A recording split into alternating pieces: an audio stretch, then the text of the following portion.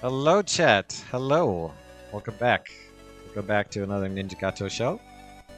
Today, we have a very special guest. We have one of the great friends that I've met here in the Nicoverse, and that is Nyatoki. I have the pleasure of interviewing her today, so we're going to learn about her. So, glad to have you back. Glad to have everybody here. Without further ado, let me lower the volume, and we can say hello. Hello! There you are. How are ya? How are ya? Hi, you two. Hello. Nepe, Namore, Debgeet, Bapple, Pisgun. Hello, how are ya? Welcome. Orbital Links, D's nuts. Right off the bat with the D's nuts. Good job, Orbital. Good job. Alright, let's see if I could get the one tick of volume. It's always a challenge for me. It's like, there we go. There's the one tick of volume. Welcome everybody. Welcome in. Welcome in. Mad Fresk, Dem Pete, Sleeping Jackal. Alright, as always, I start out with a shout out. I want to shout you out on your channel. So let me do the shout out. And what I love about my shout out is my shout out is going to play a random clip from your channel. So it's kind of like a slot machine. Everybody here loves Gamba. Everybody here loves Gamba. So let's see what we get. Do anything? Life doesn't fucking matter. I think you're playing Minecraft? I think that was a Minecraft clip. Can you tell us more? Do you used to play Minecraft? I I do play Minecraft sometimes. The clip there, I remember I made an edit of that one. Oh, really? Um Okay. yeah, I remember that one because I made an edit of it and it was literally like me saying like life doesn't matter. Life doesn't fucking matter. Nothing matters. Alright, and then I'm gonna pin your channel in the chat. Check out Doki's channel. Semicolon and control V/pin. And that's gonna stay there till the end of stream. Awesome. Awesome. Alright, the other tradition on this show is the very first question I usually ask is the history behind the name. Can you say your name and then tell us the lore behind the So my name is Nyatoki. name? Yeah, okay. Nyatoki came from so my original name was completely irrelevant. Okay. It had nothing to do with what I have now, but I wanted to originally I had like a name that had like sugar, so I named my viewers Sugar Cubes. And Oh. then I had a different name in Overwatch, and that name means big ass. Oh. And I didn't know that. Um, I didn't know that that was slang for anything yet until Oh. everyone would tell me that. Mm. And I didn't really plan to change that previous username until last year. So from like 2017 until this year, I hadn't changed from the name. So it was like I had a lot of usernames that were like cat usernames, like cat Mhm. related usernames. So I had the nya from that, and then I mixed in like my name, Ash, and then that's where I got the original one. But I still wanted to have like the nya part in the in the new name, and then I went through a lot of usernames, but I really liked how Nyatoki sounded, Okay. and I felt like it sounded the most like I don't know, like good together. Mhm. And so it's just Nya. And then Toki is it just means bunny in Korean. Oh, okay. So, yeah. I feel like I've always had the nya there. People are confused by it sometimes because they think that maybe I'm a cat, bunny, or a cat.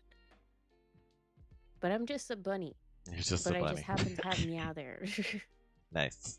But it's just Nice. kind of there. It doesn't mean anything. You can give me cat ears Oh, with toggles, but it's just kind of there.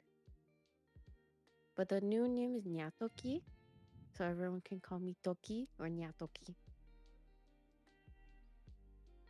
just a bunny redeemed cat ears. Nice.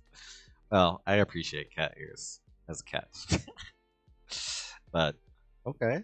Well, that's cool. That's cool. Um. Should do the cat ears. Oh yeah. You want to show us your cat ears? Bunny ears are better. Sorry, Gato. Okay. Cat ears. Oh, they are cute. They are cute. Wait, I can wiggle them. Oh, they do wiggle. They do wiggle. That is cute. So do mine. Awesome. You go back to your bunny ears. Let's see here. Thank you so much. I was in so much pain. Awesome. Cool. So I guess we learned you wanted a more brand friendly name. And you came up with that one. That's great. I know being a VTuber is hard in the sense that sometimes it can be hard because of, the hardware and software setup that goes along with being a VTuber. Can you tell us about your hardware setup, and then we'll talk about your software setup after? But let's start with the hardware. What is required for your streams, or what are you using? So I'm planning on having. This is loud. I'm planning on having a dual PC setup, hopefully soon, Oh, because my even with my setup, like I feel like it's higher end than a lot of people can have, but it's like it's really like ever since I've like done the rebrand and stuff and had this newer model, it's just been like way more intensive than I thought it would be. And then also just like trying to run everything has just been like too much. So I definitely need to like get the dual PC setup stuff. What I have right now is an AMD Ryzen 9 5900X 12 core CPU not and bad. then a GeForce RTX 3070, Ooh, and 37. I Not bad. have 24 gigs of RAM. Um, and then I run most of like any main stuff. I have it on a Samsung 970 Evo. Ooh. Um, and then everything else is on the Western Digital hard drive. Um, but it is definitely starting to die Oh no. because I've like I've had so much lag. Hmm. Um, and it's been like unavoidable lately. It's been really frustrating to deal with, making me like not even want to stream sometimes because I'm like, oh my god, it's not gonna work. Hmm. It's just gonna crash, and then it makes me sad. Yeah, I definitely feel you. I'm currently starting to select parts for a new PC build. I think which will, yield a pretty good machine that will most likely be my main, modeling slash gaming PC. And I might use my existing one as the streaming capture, so it'll be a dual setup, but set up with a desktop and a laptop potentially.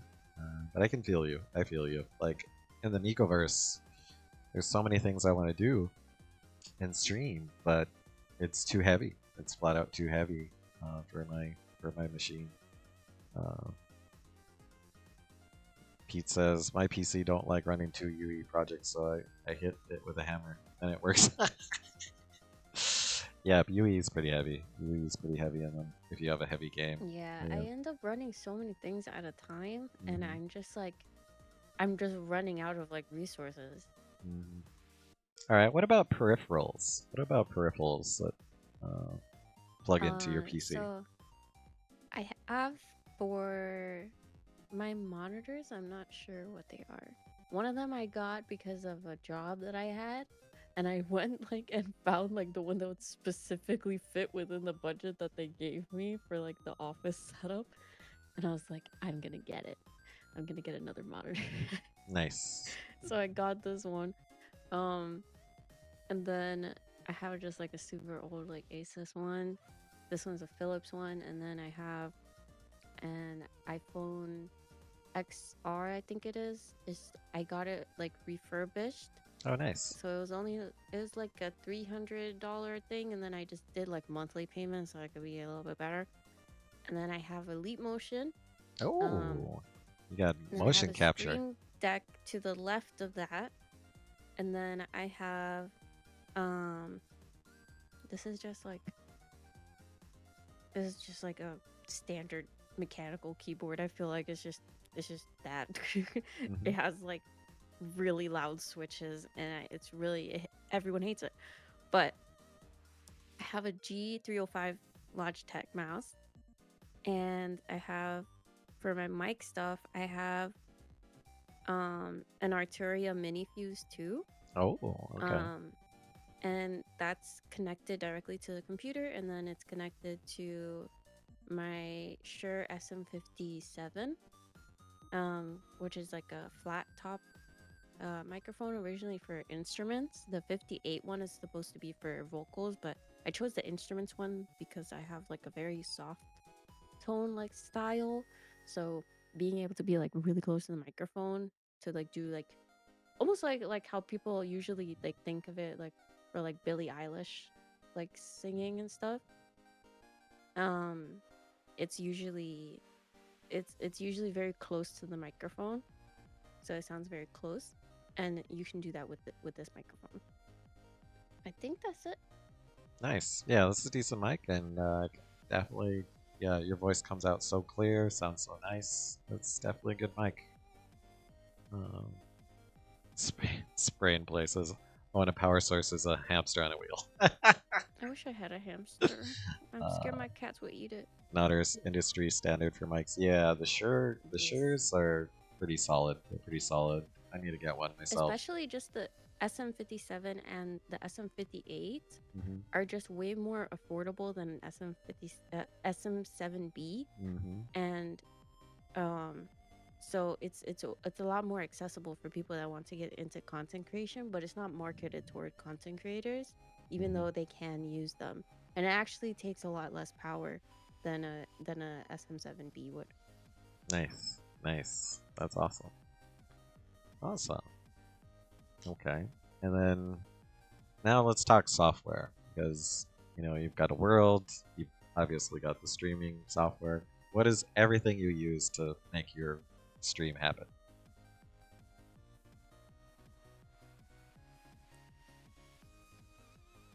So I use a lot of things. I used to use like so many things at once. Hmm. Um but I think my like standard now has gotten higher because of apps like Micoverse and apps like Warudo. I'm just like, I need to have everything in one place. I need everything in one place because it's too much to have like because I used to have like the tracking app open, then like the post processing like lighting app open, and then Oi, put that into OBS, and then oi. it was just like it was so many steps, and just having it in one place, which is now this world is in Warudo, and then I can place myself here. So this is like the 3D model is placed here, and then the room is made by me in Blender, and actually I just did updates, a bunch of updates to it. Um, like I don't I don't remember what day it was because I fell asleep for like 24 hours yesterday. Nice. Um, so I don't remember. It might have been a day ago. I'm not sure.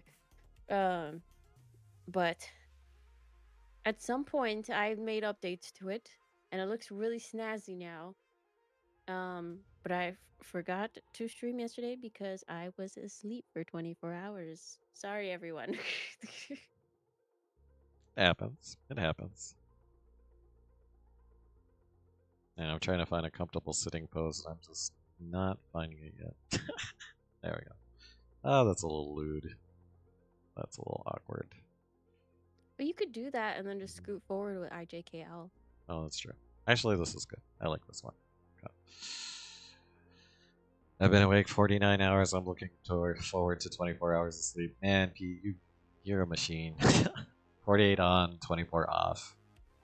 Yikes. Meow, bitch! Yeah, bitch. The I think people associate sleeping with like feeling like rested, Mm-hmm. but as a person with hypersomnia, I go to sleep and I don't feel rested. I can Oi. sleep for 5 million years and I will wake up not rested and I will still want to keep sleeping. Like I Mm-hmm. can sleep for a really long time, but I will never feel rested. Yep. Nice. Nice. Okay. All right. So you primarily use one app now. What's that? What was it called again? Water? Sorry, I didn't. Warudo. Warudo. Okay. So warudo, which kind of sounds like how you would say in like katakana, how you would say world in Mm. Japanese. Warudo. Oh, okay. Yeah, my Japanese sucks. So- Awesome. Awesome.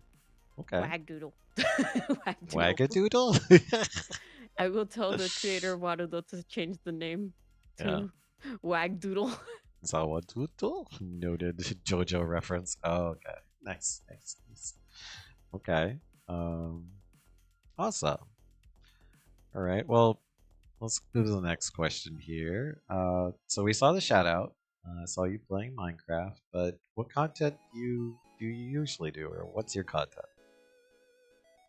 So normally, I've been doing a lot of like just chatting lately and just like editing and doing like tech stuff basically.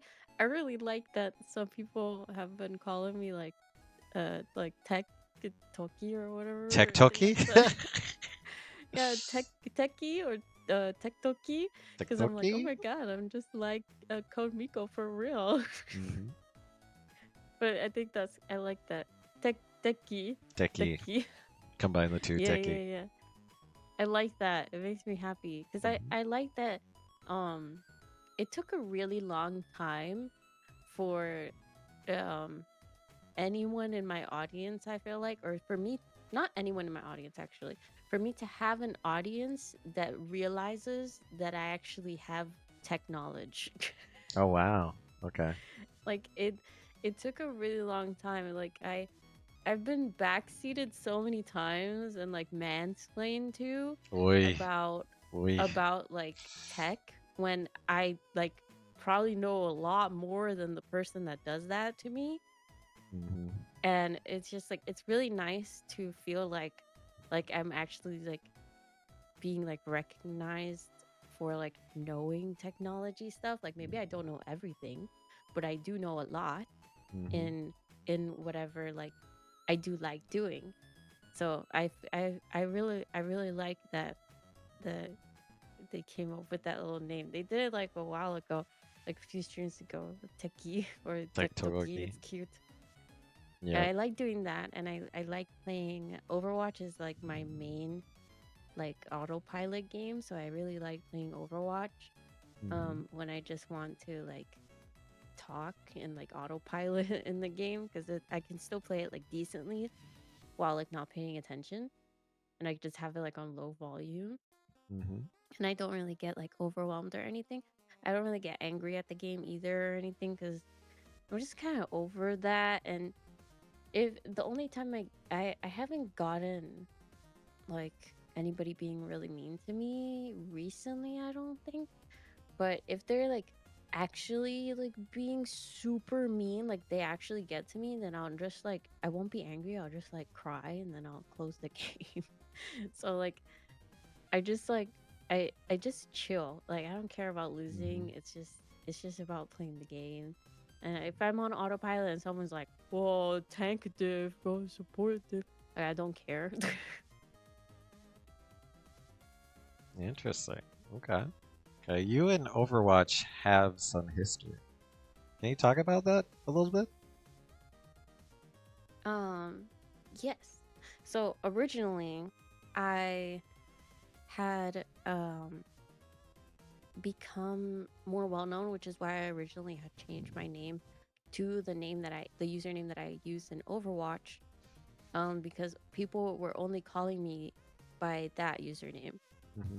So I changed all of my branding to be around that username because I was showing up in other people's videos because I saw there was like an Overwatch like content creator group, I guess.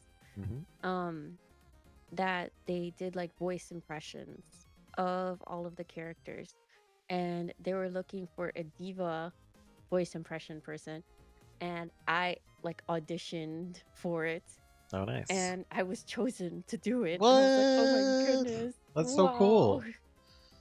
That's So cool. for the longest time I was like the diva voice in that little like community thing, and they would like there's a lot of fans for it that would like do like comics and stuff like based on like voice over stuff that we did. It was Hmm. really really fun, and I'm not even very good at voice acting, but I was able to do the voice, and it was just like interacting with everybody else while playing the game. So that was like a really fun period of time. Like Hmm. at first it was just like playing together as those characters and stuff. And then eventually like that like dispersed, I guess. Um and I just kind of like stuck with Overwatch stuff. And I just like I really I'm thankful to Overwatch for like creating whatever that was. And because I had been playing it since it came out. Oh, So nice. like Okay. I we had started doing that like literally like as it was like super popular and stuff. So it was like perfect timing. And I wish I could have taken more advantage of it and been a little bit more active, but I was going through like a super hard time. Hmm. So it was like really difficult for me to do it. But I I'm still thankful for like anybody that did find me through that, and and did like stick around, because I do have some viewers that are still from that period of time Hmm. that still like come by, or like regularly, or still come by like sometimes to say like hello and stuff. So it's really cute. Nice. Nice. Uh, I did also the Kiriko voice, like when Kiriko first like came out and stuff. I did the Kiriko voice in a few videos too for one of the people that were like one of the content creators that were in that group. He had asked me to do like the Kiriko voice in some of his videos, and I hadn't done it like any voice stuff in a really long time, oh, but I was like, oh wow. fuck it, I'll do it. So because like my voice is really similar to Kiriko, so it was actually really hard to do because it's so similar. It's a very slight adjustment that I have to make, so it's like way harder to do than Divo's voice, because Divo's voice is like a drastic like change. But Kiriko's is like a slight adjustment, so it's like harder to get it accurate. Oh, interesting. Interesting. Oh, it looks like Piscon just learned that you did. He's just learning this information about you. That's cool. That's cool. Yes. Uh, what was your highest rank in Overwatch? I think it was diamond. I think it Diamond? was diamond, like low No. diamond. I think Wow. And you mostly played what role? I think at that time I probably played like support or DPS, but I think over time I realized that I was like a main. tank. Now there's not even a thing called main tank because there's only one tank role now. Oh, But nice. now it's just tank. But yeah, I'm a tank main. Oh, wow. And before Overwatch 2, I was a main tank. Nice, nice, nice. Okay. And who is your go-to character? Who is your go-to character? Diva. Of course, of course.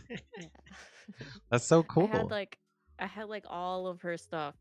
I think I'm missing some stuff now cuz it's more expensive most of the time now cuz Oh, it's since it's free to play now, they have to make everything else more expensive. It's premium really annoying. I wish I features. could just pay for the game. I'd rather just pay for the game, but some people don't want that.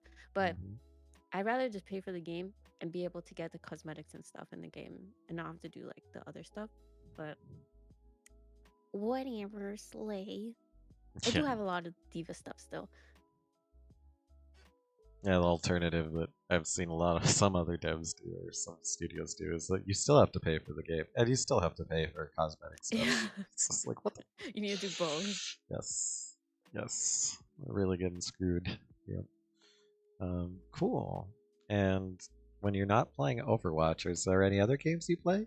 Or on stream or off stream? Yeah, moment true. Um, I think I used to play more off stream, but I think as I've been getting like older, I've been getting more sleepy. Like I think my health stuff has been getting like a little bit worse because I am like chronically ill. Um, and I I've been getting more sleepy, so I feel like sometimes I'll just be on my computer. If I am on my computer, then I'm editing um off stream, or I'm just not on my computer and I'm asleep. Mm. So I don't play that much anymore, but if I do play something like on stream, then it's usually like I really like playing simulator games. Even off stream sometimes too, like simulator or like management kind of games. I really like those, and I really like there's some mobile games that are really really pretty, and I really like finding like the really really pretty mobile games. Um like games like Monument Valley and stuff like that. I've been really into Adventure Capitalist on my phone, Oh wow. and I played Best Fiends for like 5 years or something, 5 or 6 years now. I haven't played it recently, but Best Fiends is like one of my favorite mobile games. I love that shit. And just like on my computer, the simulator and like management stuff. So like House Flipper or Pressure Washer. Um, I just got there's like Bus Simulator is on Prime on the Prime Gaming thing on Twitch right now. Oh, So go get that if you have that. nice, nice. Okay, cool. A lot of simulator games. Cool. Um, all right. What is the content of your, or what other content do you do on your channel?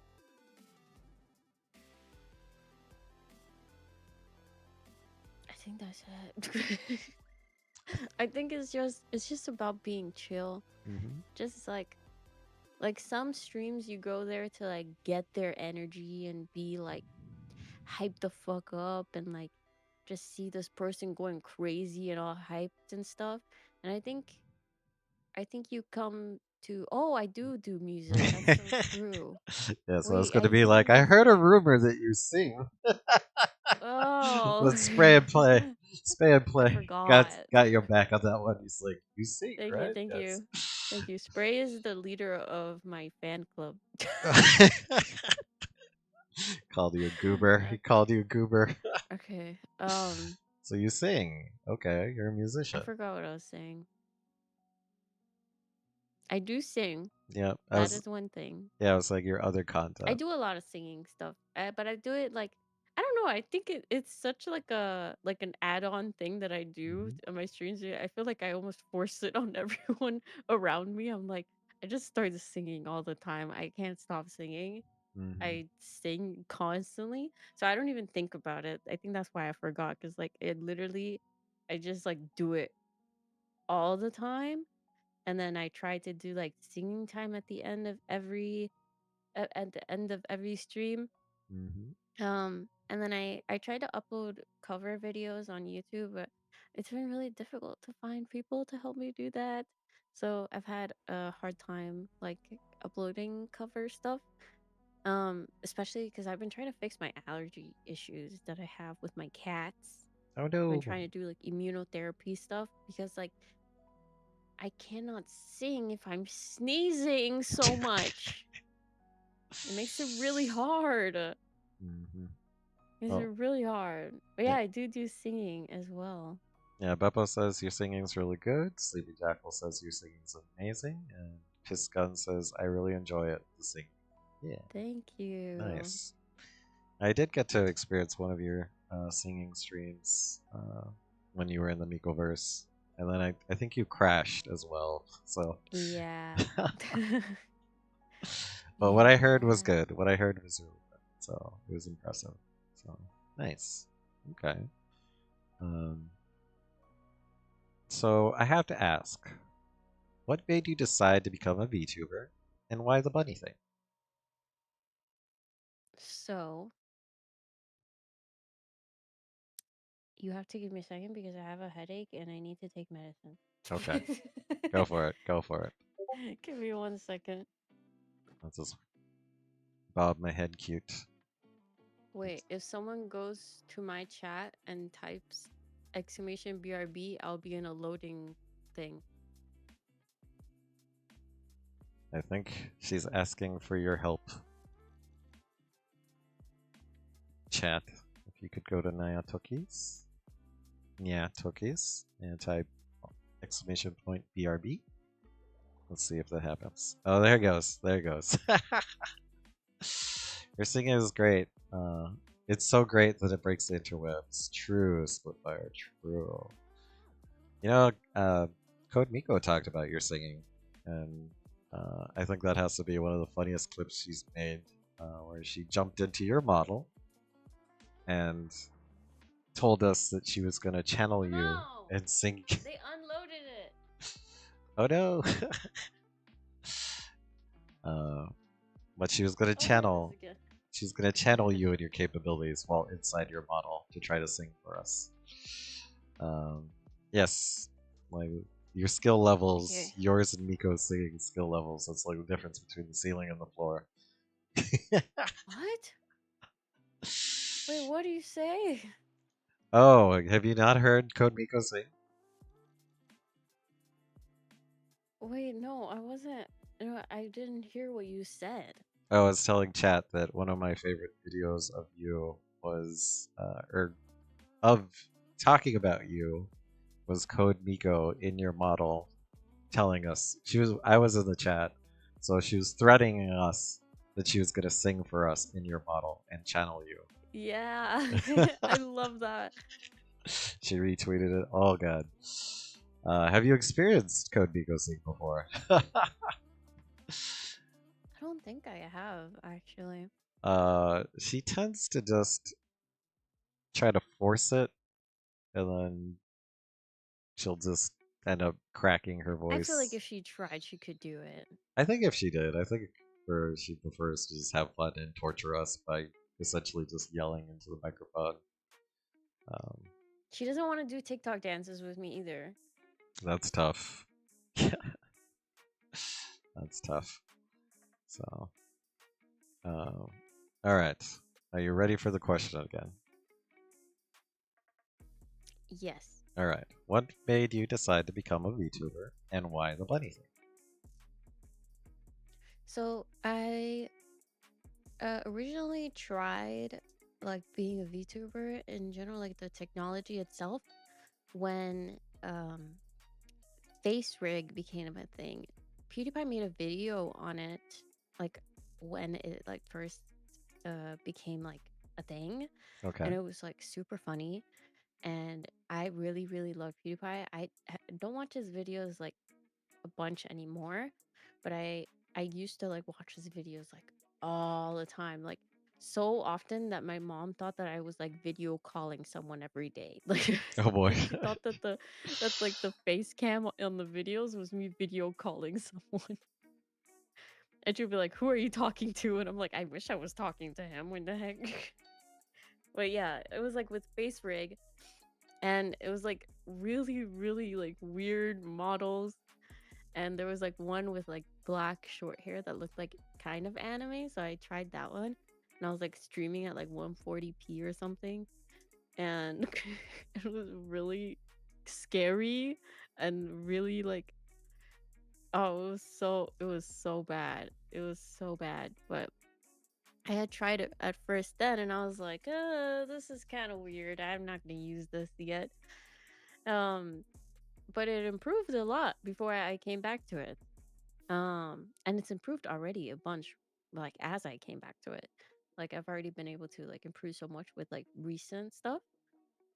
Um, but switching to being a VTuber, I think I just wanted to take advantage of like being able to use like such like cool technology and being able to like make my own world and make like the environment and myself look like however I wanted, and have like control over it. um and it was just like very appealing to not have to like worry about my facial expressions and stuff as much, because I can adjust the face expressions,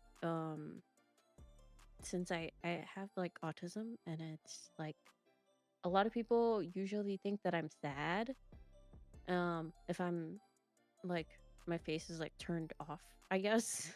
Oh boy. So it was very like, it's very annoying sometimes, because like be like, "Oh, why are you sad? Why are you sad?" I'm like, "I'm not sad. I'm just sitting here. Leave me alone."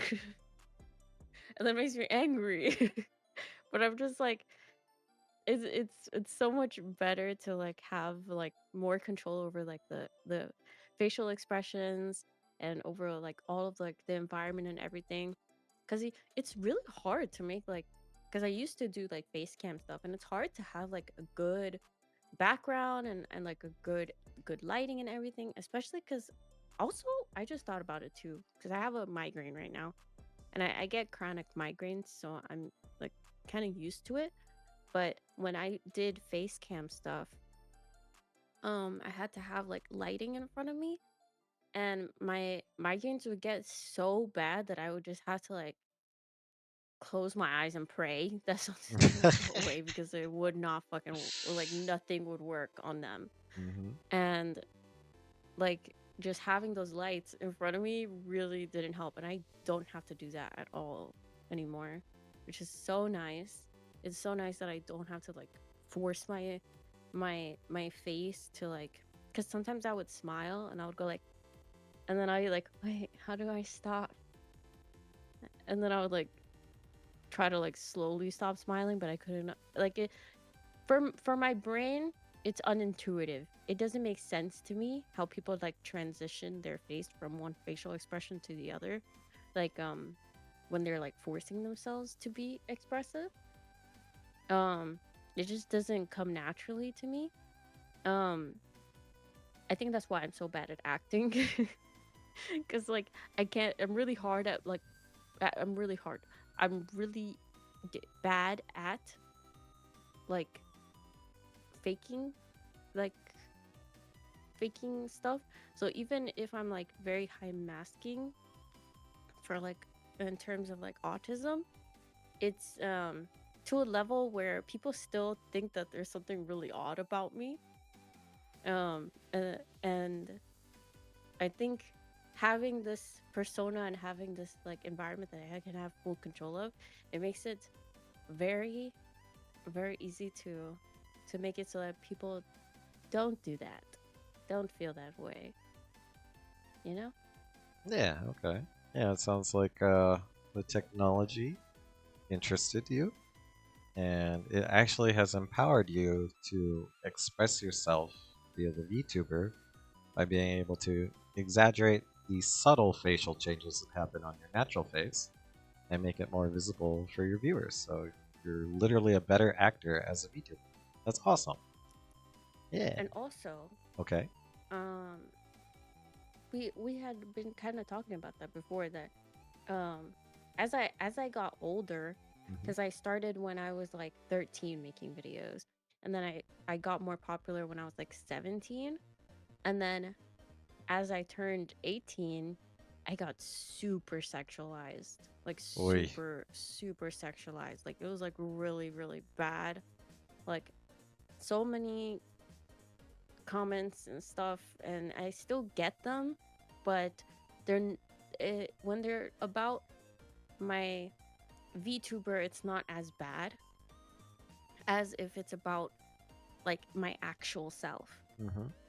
And being a person that has like suffered through like really bad like trauma and stuff, um, it with like sexual stuff, and being asexual, like now that I've realized I'm asexual and stuff, it makes me so uncomfortable. And it's just like I had so many people also tell me like that I had to like put my face on thumbnails to make myself get more views, that I had to Hmm. um like wear less clothes on my stream so that I could get more views. And I actually would listen to those people. I would listen to them because I thought that's true. The people that are getting more views are wearing less clothes than I am. So even at like 18, I was like I was like, yeah, that's true. I do need to like sexualize myself now to be able to make it and be able to make any kind of money. And now I realize I don't need to do that. And that's why I really I'm gonna cry because I Oh, really appreciate you guys like actually liking my tech stuff. yeah. Like that. Because like I really want that to be the focus. And when like when my entire life is me being sexualized, you guys just appreciating like my tech stuff makes me really happy. Yeah, like I mean, from what I've seen in your content, I've just enjoyed the your show. Like you singing, uh, you playing games, you just like hanging out. You just being yourself, putting on doing what you want. And I think a lot of the community members that are here in the chat right now like your show as the way it is, and you don't have to do all that stuff. Yeah. So, oh, Pete made the comment that when he was at 13, he was still learning to tie his shoes, and you were making YouTube videos. Oh Um, yeah, yeah. Uh, I had been in the alternate universe mhm. interview. Yep. I had spoken about that. How Mhm. I was accidentally put into a senior class when I was in 6th grade. And it was a video production class, Oh, really? and um, I had I had like I had a knack for editing stuff and like that kind of like stuff. So I just like did really well in that class, even though I was like a little baby. Hmm. Um, so a lot of my edits were put into like the senior like videos and stuff, like even like the live like news segment thing that like the school would broadcast and everything. Like some of them were my segments, even though I was just a little baby. Um, just because like I learned how to edit really quickly, and just in school in general, I failed a lot of my classes. Only one of them did I officially fail, and I did have to go to summer school for. But the other ones, I managed to do just okay enough to not completely fail. But the only ones that I 100% of the time always got A plus was photography and art. Oh, nice. On those, I always had A plus, and I was always ahead of the class completely. That the teachers would just let me like do whatever I wanted. So I would even bring my my laptop. I streamed one time in the back of the photography class by using the Ethernet cable that they connected to like the computers. I Oh, connected it nice. to my laptop, and I streamed just in the back of the class. because like I would finish Paku. the stuff for the class really quickly. So sometimes if he had to make me look like I was doing something for like administrators walking around or something, he would give me a textbook. My teacher would give me a textbook and would tell me to just like do one of the things in the textbook. Nice. Nice. Okay, so you've always had a natural apt for being artistic. Nice. Awesome. Okay. Um, I did want to know how you came across the bunny theme for your VTuber, or what Oh was the yeah. inspiration? So I do a thing a lot. Um I think I did it even before like I got like allergies or anything. Um where I like Wiggle your nose. go like that and wiggle my nose. Yep. Um and I actually made it so that the blend shapes on my model actually like do it properly. Nice. Nice. um and I've always done that. I think it's like one of my like stims. I do it sometimes. I just actually my nose is really strange.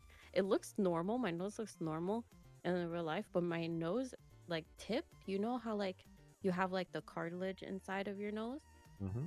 It's like I if I push down on the tip of my nose, I can separate my nose cartilage. Wait, Like it like it's not like it attached splits in anymore? half. Whoa, that's crazy. So when I do this, it does a clicking sound. Two noses pog. When I do that, it does a clicking sound that only I can hear. Hmm. And and I done that like ever since I was little. And when I got into like the school that I went to for like middle school and high school, um I had put I had gotten put in a table um that was like with like one of like the popular guys, and I was like, wow. I it's when I was in sixth grade, I was not ready because I was really popular in elementary because I was basically mute in Oh, elementary. I was okay. almost mute. Like I would tell my best friend who was the most popular girl in the school, I would tell her what I wanted to say and she would say it for me. Oh, wow. I don't know how was popular that way, Hmm. but somehow I did that, and I just like, and she became my best friend after bullying me. Wait, she became my best friend after bullying me Okay. because I had a strawberry shortcake lunchbox, and What's she wrong with wanted strawberry it. short? Oh, she wanted it, so she bullied She you. wanted it, yeah. And then she would like ask for. She asked me for like my Crayola pack Hmm. stuff. Like I don't know if any of you guys remember, but there was like a zip bag that was Hmm. like navy blue. That was like an official Crayola one that had like a bunch of Crayola markers and like Ooh, you pencils were and stuff in it. fancy. You were fancy. Yeah, and my mom got it for me, and she took it from me and drew all over it, and Aw. then and made a mess on the floor. It was like this was like kindergarten, and she made a mess on the floor, and then I got in trouble for it. Oh, because it was So then they yours. took it away from me. Oh. But then somehow That that went sucks. into like her That becoming sucks. my best friend. I don't know how. She took my crayons I while I'm don't sad. remember what happened. But somehow that became like she became my best friend somehow. Hmm. Um maybe I was just like, "Oh, this person talked to me. This is my friend." So I just Oh, decided she was my best friend. nice. But we People just happy. like we were best friends for like all of that period of time. Like we would go to each other's houses like every single day, and she would just like she would she would just like she was super popular and she would talk all the time just for me because I was so shy that like if someone asked me a question at a restaurant, I would start crying. Oh Like boy. I was like really really really shy. Like people there's one time like people like forced me to call a pizza place because they didn't believe that I was actually shy. Yikes. So they forced me to call a pizza place and I started crying because they were like I couldn't talk to them. I was too scared. Mm-hmm. And I got way better over time. Like once I was like in like middle school and high school, especially high school, I got over it. I wasn't like I was still shy, but like I wasn't that shy. I was only that shy in elementary. But when I got into 6th grade, I was like ready to take on the fucking world. Like I remember I saw like a popular girl, she like her friend like was fighting with her, and I came up to the other popular girl and I was like, if she's not your friend anymore, I'll be your friend. Don't worry. And she was like, what the fuck are you talking about? But I was so confident. I was so confident about it. I was ready to take on the world. Nice, nice. And then my world got ruined. And then I became less shy by being terrible situations. And that is not how you should become less shy. Okay, everyone? Okay? Make sure make sure make sure take care of your kids when you have them. 100%. That is my lesson. Yep. Piscon is saying that you like your whole childhood lore. It's like straight up like out of a Japan fiction or like an anime, in my opinion.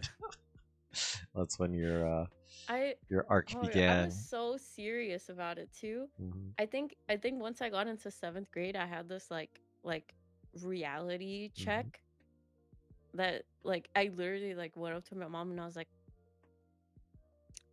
I think I have depression. And she was like, what are you talking about? And I was like, I think I have depression. I'm not sure entirely what it is, but I think I have it. Just so you know.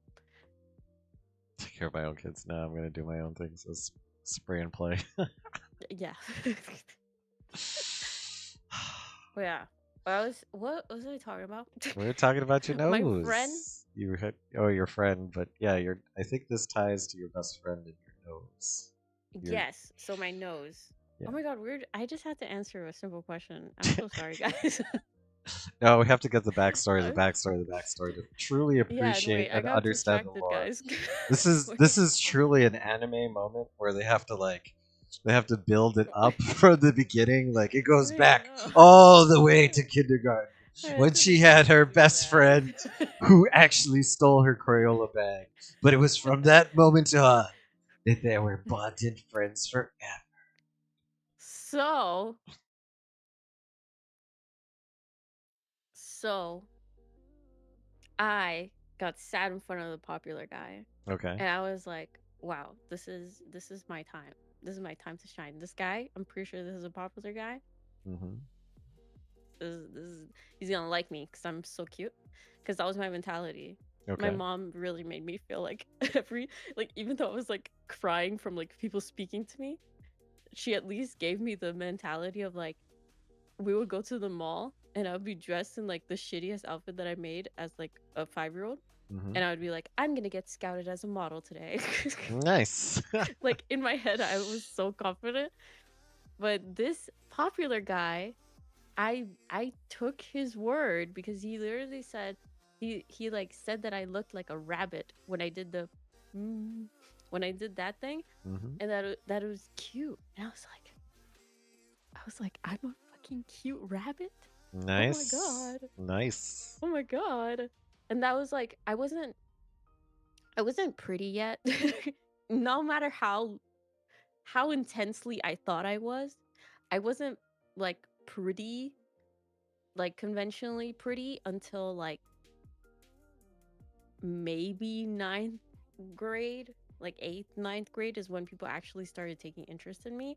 So at that point, I was like, this is like the first time that like someone had ever like said something like that to me. Hmm. And I was so shook that like for the rest of the time, I was like, I'm a bunny. I'm a bunny. I'm a rabbit. Your spirit animal is a rabbit. 100%. Yes. Nice. No, this does feel like an anime. This does feel like a Japanese anime.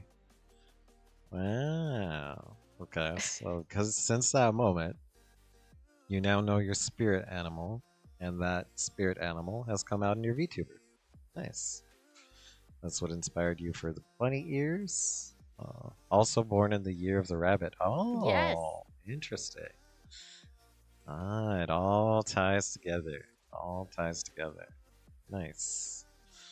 Um, what are some of the favorite things about being a bunny VTuber?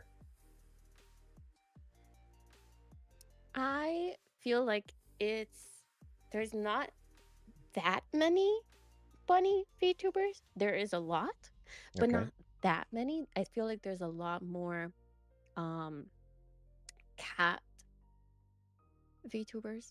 myself included. um and but I feel like the silhouette that I kind of go for, because silhouette is very important Hmm. in character design and branding.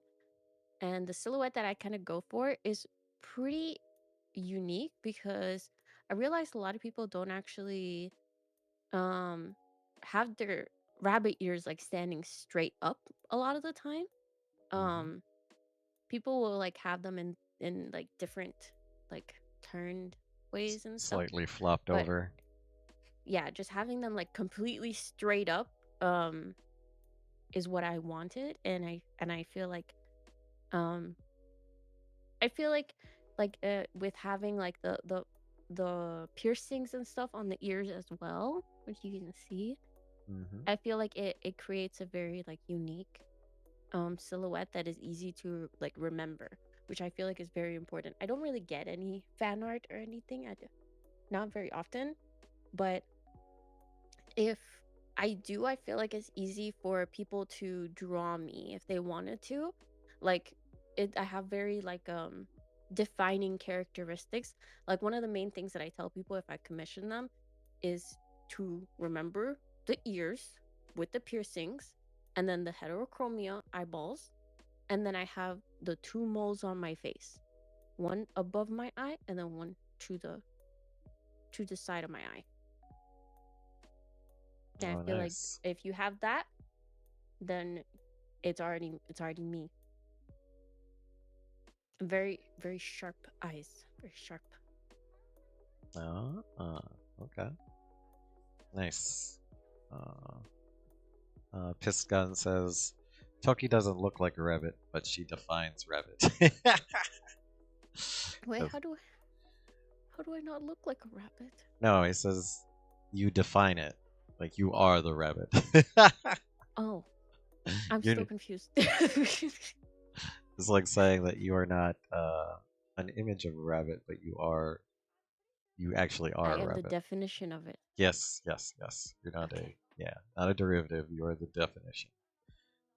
I think most people who choose bunnies for their VTuber models, they do it because they're the exact opposite of Nyatolki. They do it because rabbits made a lot, so they choose it because they're hypersexual. Oh, I didn't think about I've that, seen Beppo. people bring that up in Yeah. like content stuff before, and I think it's I think yeah, that's something that I didn't think of at all. I didn't think of that at all. The only thing that is like other than like that's still related to rabbits in like in terms of like what I do is that I go down like rabbit holes a lot, Oh, okay. and like metaphorically, and like I'm a rabbit, so it makes sense, Hmm. which I like. Yeah, we tend to do that on my channel as well. Sometimes we'll throw something out in the chat, and then I grabs my attention and immediately start googling it.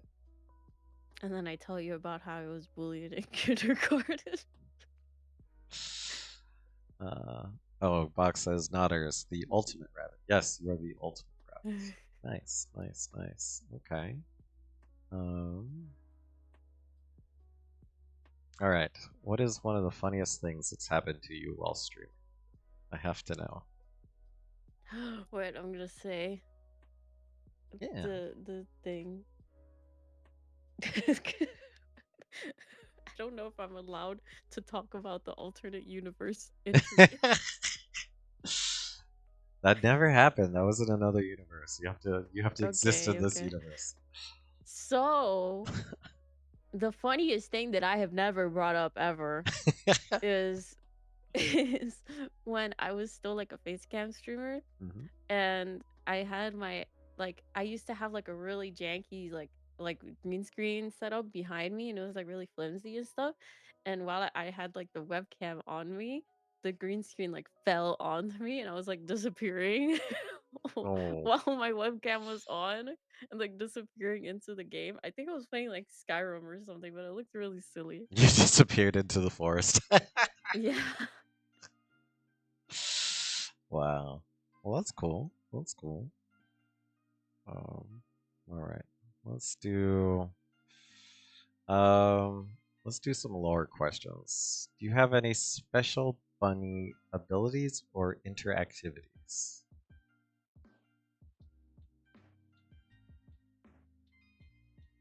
I think I don't have any that are like specific to being a rabbit. I feel like there's no specific thing to being a rabbit. I think the Okay. only thing um where it can kind of relate is what I had mentioned that it's like I go down a lot of rabbit holes. Like Hmm. I just really like doing like random stuff and like sharing it with people. So I feel like if anything my special ability is just like the my hyperfixation issue that like comes with being a rabbit. Nice. Nice. Okay. Um, but you mentioned you have other interactivities, or I think we saw the BRB. What are some of the interactivities you developed for your stream? Oh, so let me pull out like the editor thing. So there's a lot of stuff Oh, okay. So that they have all kinds um of toys on your stream.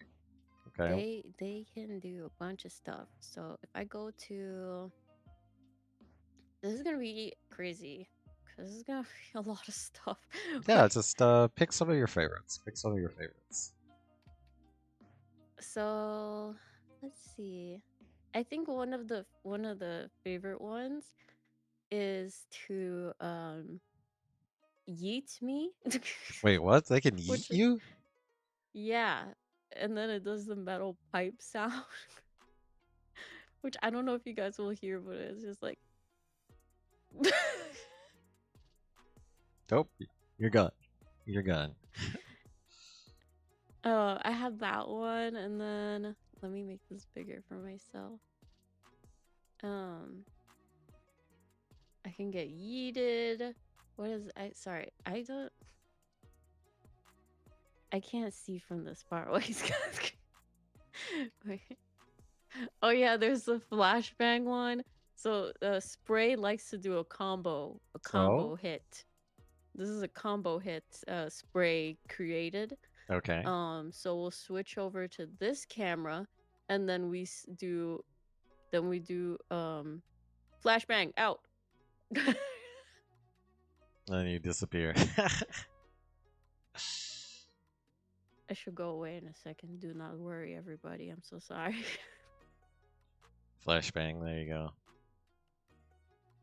There we go. Nice. And That's cool. then let's see what other ones. Oh yeah, so there's this one too. Just there's also just Hmm. so much dress up options. So many dress up options because I love like having like really cute outfits, especially by having the let me adjust my microphone. Especially having like the Shinra model as my base.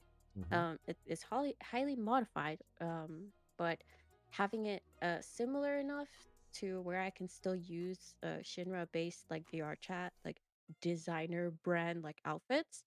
I can still use a lot of the Shinra outfits that are like really fancy. Um, but I have like those are like the Twitch ones. So I have them categorized as like Twitch redeems, Okay. um, outfit toggles, and then just the interactions with Twitch. So the interactions with Twitch are just like follows, subscriptions, Um, and then Twitch redeems are like I guess like prop stuff that can be added. So for example, chat could do like like glasses. Oh, Those are nice. really They're cute. cute. Yeah, those are cute. And then let me fix the time, because if I don't adjust the time, then I will keep every outfit on for like 20 minutes. And then a lot of people use the head fat one. Oh, nice. Pet the streamer. And then um I've had this tiny hat has followed me throughout like all of my setups. I've always had this little tiny hat PNG. Oh, nice. And I've just kept it that way. I actually might be turning it into an actual 3D prop, but I still want it to be a little tiny cowboy hat. But for now, it's still a PNG. This is my little tiny cowboy hat. It's so tiny. And I It's just cute. I really love it. Awesome. Awesome. Awesome. That's awesome. Uh, And then let's see. People sheriff. There's some that are also like the camera adjustments. So one of them could be like the flashbang thing, which it makes like the um like it makes the camera like bloom super intense. But you can also do pixel, which is really fun. Hmm. So you can do like this one. Let's set it for maybe 10 seconds instead. Oh, So like they can this one's pixelate you. really cool. And it especially looks really cool actually if I'm actually like playing a game. It turns the game into that too, and it looks really cool sometimes. Wait, how does Minecraft look with that one? It looks crazy. It's even more pixelated. Overwatch looks really cool with it too. Oh, It looks like nice. an old game and it just looks awesome. Cause I set it to like that specific like pixel size because I felt like it still looked like something like viable. It didn't Oh. just look like a blur. Hmm. Um and then if I do um actually I can show like a bit of like if I because I know I can share my screen here, right? Yeah, Mm. yeah, yeah. Might be able If to. I share over here, um I'm sharing my screen now so that they can see like a behind the scenes of what these like blueprints actually look like for redeems and stuff. Oh, okay, I'm gonna have to add that as a separate source. 1 second here. While I Because I figure. think some of them might be interested in seeing what this craziness looks like. If Yeah. anybody is familiar with like node graphs and like in like Blender or Unity or whatever, or in Unreal, the this is how the system in Waterville works. Yeah. And hopefully we wait patiently for Mikoverse. Alright. Switch stream 2. Okay, so I gotta add this as another source really quick. I got its URL. What is it? 1920 by 1080 by 1080. And then after this, we're gonna have to take an ad break. Okay. Uh, ah. Okay, let me shrink it down. You probably just put that to the side of me. Yeah, it's just right now it's on the top, so let me pull it down. I gotta wait till spaghetti time. Yes. Okay. Alright, so let me shrink it down. Okay, so this is all your spaghetti. Yes. That So is all it's part of your stream. Holy cow. yes. Okay. So this is just the outfit toggle. So the ones that we were looking at before, this is the interactions on Twitch. Okay. Let's. So it's like this is the follow one, then this Mm-hmm. is the subscribe one, and then for Twitch redeems, so we have you can see here all the spaghettis going through. You can see I zoom in all the way, all the different possibilities of the stream. Oh, You nice. can you can see it there, and then so it feeds like that information from like Twitch itself, and then it like triggers that. So like for like something simple like that might look simple like turning the stream like a pixel. Mm-hmm. I have it set right here. It enables the pixelate on my main camera, and then it sets it to loop, and then it sets the property to whatever, and then it disables depth of field. It just does a bunch of stuff at once. And then like for like the like being thrown and stuff, it's activating ragdoll and then turning on like the metal pipe sound. So it's Okay. a lot of teeny tiny stuff. And then I have over here the outfit toggles. So over here I have it set Wait, does this mean that to you always do go to software and hmm? dev streams? Does this mean you do software and dev streams too? Yeah, but I never go in that category. No, I you just stay should. in just chatting because I feel like it's not dev enough. No, this is definitely dev work. This is all dev content.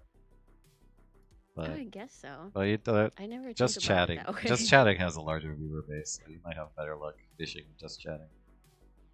Uh, but So I I yep, have very it much set dev here work. to Yep. have all of the all of the outfits and hair toggles here. Hmm. So within the expressions on this character, you can see all of them here. And I have to go in, so to create one of the like expressions, which is just an outfit toggle, which is why it takes a while for me to set it up for streams, which is why I've done it for like streamathon stuff, like as like Hmm. new stuff, is because I need to set up all of this stuff.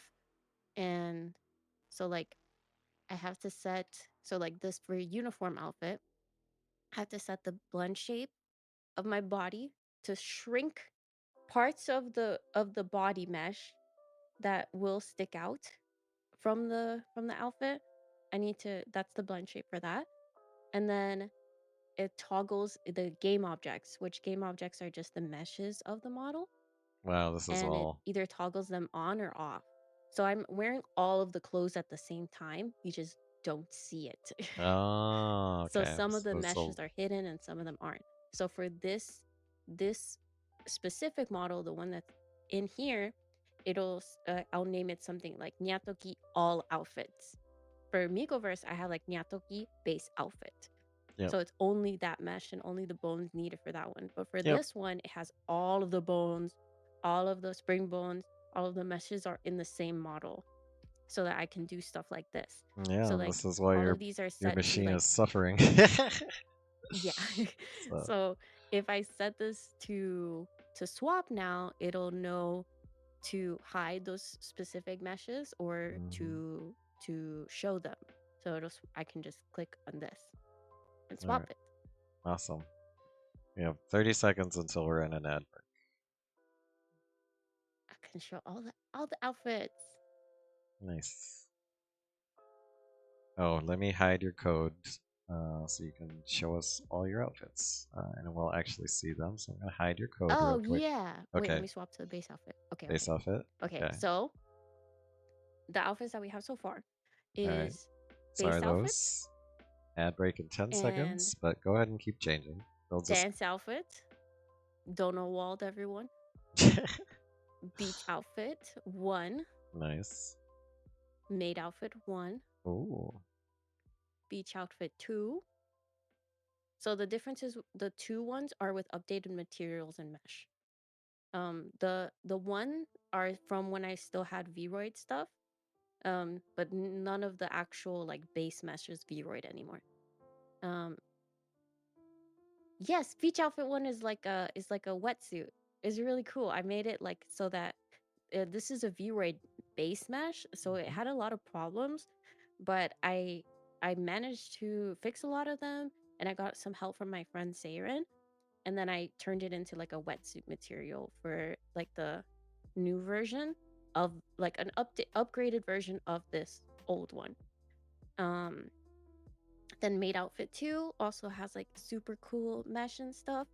Stage outfit and uniform outfit, super Oh. cute. And then with any of the outfits, I can have it so that chat can swap to any of the hairstyles along with the outfits.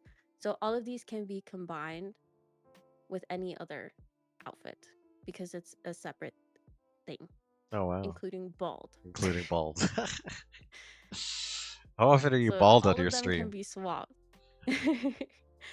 I think chat's favorite combination, let me it is bald, and then what, oh my god, what is Just it? like Pip. It's bald and then maid outfit with, wait, bald, maid outfit, and then we go into the Twitch redeems and we need to turn on uh glasses and tiny hat. I think this is This cat's is their favorite favorite. combination. Wow, you're like a completely I different think VTuber. I think I could turn off if I exit this. I think I've had it set. I've had a lot of issues with like the ear meshes, like Hmm. getting really strange. I That could style. have like completely bald and no ears, but I feel like that's weird. Yeah, and Oh, then close up and then flashbang. nice. Beppo wants to know if So the cat and bunny ears can be turned off entirely. yeah, that's what I was explaining. I think it's a little bit like strange, but if I do go in here and I set, so I would have to go into this one and then set it so that these ears never show up. And then let's do that. Oh, it's so cursed. It's so cursed. Ah, it's not nice. I don't like it. This is the best. No, no. Give me my Nice. ears, please. There you go. At least you have your bunny ears. Nice. Okay. And then let me see if Well, I that's what bald exit girls look all like. I expressions. guess so. I'm Extra Pip. scared I might be exposed. Oh, your coat or your Let me let me do this first. okay. Okay, yeah, yeah, yeah. Okay, Wait, this it's so this is what I look like. This is what I look like with all the meshes showing. oh, that's just like a hodgepodge of everything. So Nice. this is with everything, all the physics are there, but they're just all at the same time. And it makes the So GPU go it's a little burr. bit crazy. Poor GPU. 'Cause So yeah, that's you why I have a blueprint that automatically turns on the base ones. nice. So it'll turn on all of these first. Like those people tried to board the plane without luggage. True sleeping Yeah, that's what I always say that when I try to board with no carry-on. Very much not summer get up. True, Beppo. Impressive that this didn't crash right away. Well, that's what's running all the time. It's all the simulated physics is there. It's just not visible. So, Yeah, because the bones are always there. mhm. I do need to take these off now, please. There you go. There we There you go. go. Awesome. And Awesome. then I also have like the gaming angle and the starting angle and stuff. So if I like select this, it'll like go straight to the starting angle, Oh, nice. and then it'll toggle over here, Oh, that's running and in a then my loop in the gaming background. angle like removes the screen, Oh, that's pretty good. and I can come back. That's pretty cool. And you devved all that yourself. Yes, Awesome. there's so much help on the Waterdo server. Hmm. Um, if if you just ask, because like I really am not good at like waiting for help. I Hmm. just want it like done like immediately. So I just say like, what is happening here? How do I do this? And then they're like, maybe do this. And then I'm like, oh, okay. And then I put the rest of the puzzle pieces together. Oh, nice. It's crazy seeing someone for the first time with such incredible depth in their project. Yeah, it's just like, and this Is this Unity powered in the background? Is it using Yes. Unity? Oh, I'm updating a lot of the background coming soon. But a lot of the background, let me turn off the depth of field so I can show. There we go. Okay. Yeah, so a lot of the background, so this is all made in Blender, and then it has post processing in Warudo that you can add to the camera. So it's just camera. oh, And nice. then I have the skybox itself is the void The void. because I am trapped in the void. So I have Oh, a door there that leads to nothing, windows that lead to nothing. I have a couch, and I have drawers, and I have cat lights, lamp, cat lamps, lamp, cat. a little fox statue because I have a little fox like figurine. Not like that, but it is like a little fox figurine. I wanted to have one in my 3D room too. Old Coca-Cola cans because I always have them on my desk. Hmm. And then a plant. And this is fake because I can never keep plants alive. And I have this bunny lamp in real life and I 3D modeled it Oh, and put it in nice. here. And then this is my first model, first version of my model in Just gonna add V-Roid. me to your collection. I don't think so. That's your So first model? she's in Okay. there. Oh, Yeah, testament to your she's in there. So first that was the VTuber. first version. And I Hmm. took a bunch of like teaser pictures and stuff. So that was one of the teaser pictures that I had made. Um, and then I have like a laptop here, and I have a fan cam right here. It's playing all the time. And then this screen, I usually use it for desktop capture or for that starting angle. And yeah, there's gonna be, and then oh yeah, I have a little light above me, a little spotlight. Oh, nice. So I put a little light in there that goes onto me to show me properly. I didn't want very bright lighting because I feel like it's not Hmm. that comfy. If it's not just like Yeah, if it's it needs hurting. to be like ambient feeling lighting. Hmm. So I'm very specific about like how the lighting should look. I don't want it to look like I just have like all the lights on. I want it to look like softer, you know? Yeah, yeah. Totally understandable. Totally There we go. understandable. Okay. Wow, your world's very cool. And you devved it all yourself. Very impressive. Very impressive. Um, hmm. All right. Let's have some fun. Let's talk about some Twitch focused questions here. What are your favorite VTubers to watch? Or yeah, who do you like watching on Twitch? That's a VTuber. I actually am, in terms of being a viewer, Hmm. I'm a lurker. Mostly a lurker. So I am always lurking, and I just I think the people I watch the most actually are just my friends. I'll just Oh, open nice. their stream and I'll just play their stream on my phone and stuff. Hmm. And I'll just like have it on my phone all the time. I try to like be like lurking in my friends' streams as much as I can, even if I Hmm. don't like chat or anything. Um, Lurkers because rise up. True, Pete. I think I've just like I've been like a content creator for so long that I've Hmm. realized I don't really like have like a viewer perspective of things anymore. Yeah, it's hard to make Cause time. like It's hard to make I time to just like watch when you've got so much to do. I've like I hadn't like I don't really like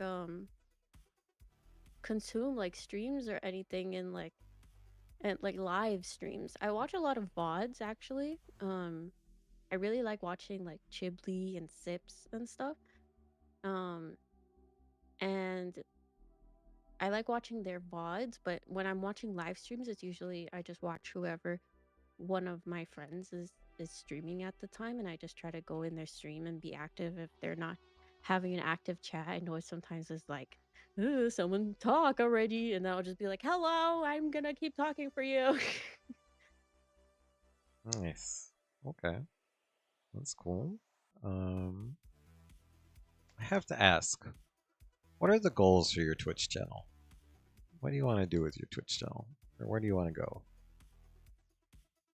I, I I want to I think it's almost like oversaturated at this point to have like the goal of being like a safe space for people because there's plenty of that kind of stream, that kind of like chill stream. mm-hmm. So I feel like not only do I want to be like a chill environment for people, but I want people to learn when they're in my streams. I want them to learn learn tech. I want them to learn to be better people. I want them to come to my stream and become better people for it. Like I've seen some of my viewers from when I was like 17. I'm now 24 and I've seen them grow up and just be good people and it makes me happy Oh, that nice. they're like I've seen them grow up and I've seen them just become like actually good people and it just makes me happy to see them like actually being nice and stuff, and I'm glad that I was part of like maybe part of like their like processing, you know? Like brain progression. I want people to just be like more accepting and just like I want to I want Yeah, people. to be like the the representation for like I guess like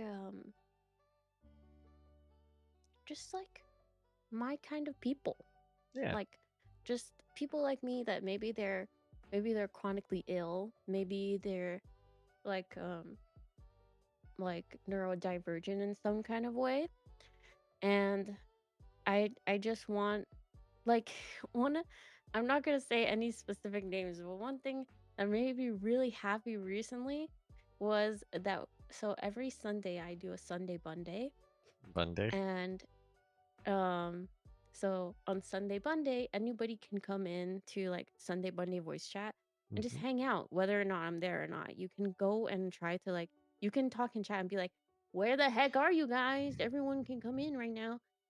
And just everybody like can go into that voice chat and hang out. And um I had made a joke about my autism, but I don't think that person that was there at the time like they didn't realize that I had autism. So I think they Mm. were a little bit scared of the fact of me saying that because they had autism. Um and but they ended up making me feel really happy because when once they realized that I wasn't being judgmental, I didn't make that joke in a judgmental way. I was just joking about like my own like experience. Mm-hmm. I think they felt so much more comfortable that they actually started like stimming and stuff and like singing to themselves and stuff. And it made me really happy because they went from like just being completely silent to just like singing to themselves in the distance. And I was like, that is so nice. And I'm like, I don't care. You could do that because I do that all the time. And that just made me so happy to see them like Aw. feel like they can stim and stuff because I have the worry a lot that I sing too much and stuff, but everyone is so encouraging about like liking me like singing randomly and stuff. So like even if I'm like hard on myself about it, if I see like everybody being like, "Oh, I love like seeing like hearing you sing and stuff," it makes me feel like I can keep doing it and I don't have to worry about it. Mm-mm. So I want people to I feel like I even before like actually like putting ASD as one of my tags on my stream, so autism spectrum disorder, um I had unintentionally gotten a lot of autistic people to become part of my community, and them realizing that I am also on the spectrum has made them open up a lot more. And I think that's really good. I feel like there's a lot of representation for like ADHD, for example, but ADHD can be very, very different from autism. Like I don't have like the hyperactivity kind of part that comes with like ADHD. if I'm like put next to my ADHD friend, for example, it's just like a bouncing ball, and then me just like a stagnant ball, like staring into space. So it's just it can look very different. So seeing someone that is like the same or similar and be like accepting, I want to be that person for a lot of people. And I think I want them to be nice. I always tell people to be nice. It's really important to be nice. I always tell them that. 100%. Don't be judgmental about things. So like if anybody calls anything cringe in my chat, the only thing is cringe is you just calling something cringe, okay? That's cringe. You calling something cringe? Mm-mm.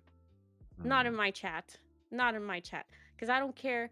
I don't care what you like. If as long as it's not hurting anybody, I don't care what you do or what you like. Box. You can do whatever you want. Um, well, Some people genuinely act that way, like being nice is cringe. Like I think someone wait, I think it was on stream one time. I think Spray might have been there that someone said in chat in Overwatch cuz someone was being mean to like a stranger in my game. So I defended them and I said, "Hey, stop being mean. You're being a big bully right now." Because just speaking up could make someone feel way better.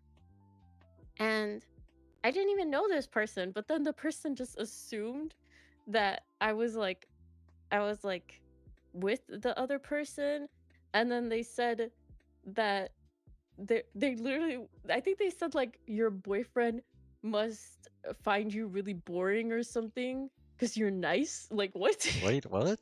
It was really weird. That Like is a it weird was like comment. such a weird insult, and it just didn't make any sense. Like being nice is not cringe. Being nice should be Being the nice standard. is really good. Yep. Oh, spray in places. I think I recall this.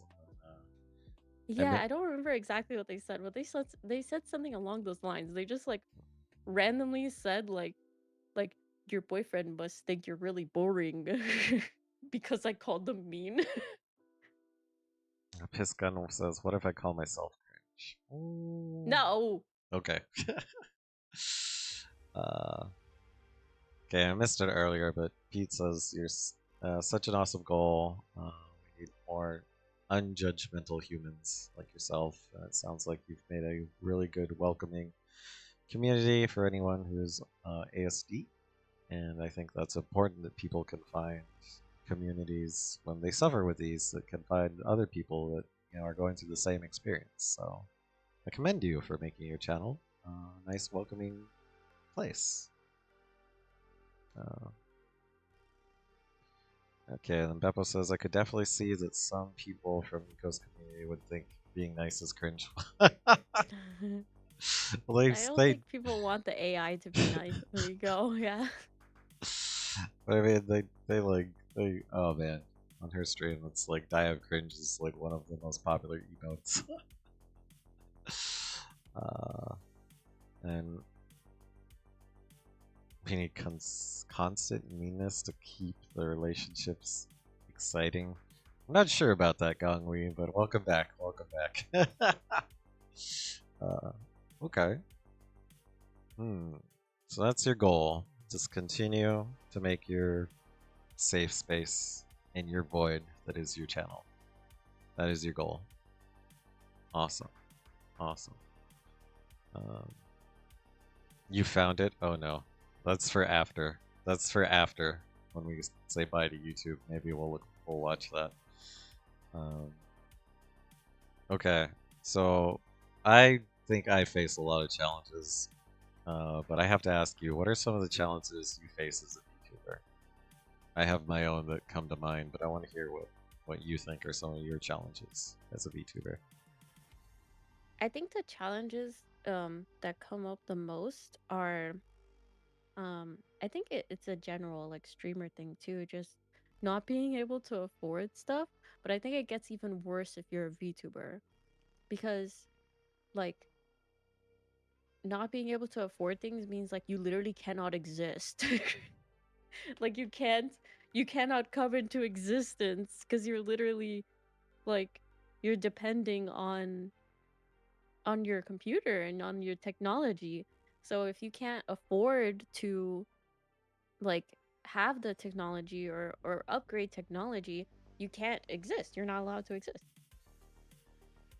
I think that's like the main one of the main issues, Okay. being limited by like the cost of things. Financial Like barriers. Okay. yeah, like the quality of a lot of things goes like way higher the more money you put into it, like when it Hmm. comes to technology. Um I think when it comes to like not being a VTuber, if you're not a VTuber, it's really easy to achieve like high quality things with what you have. Um but if you are a VTuber, like you need more to like have like you need to have that improved technology to even like look good. Hmm.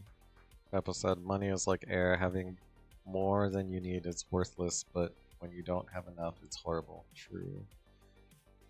Camera and lighting costs a lot of money too. Says Box. Box is a flesh tuber.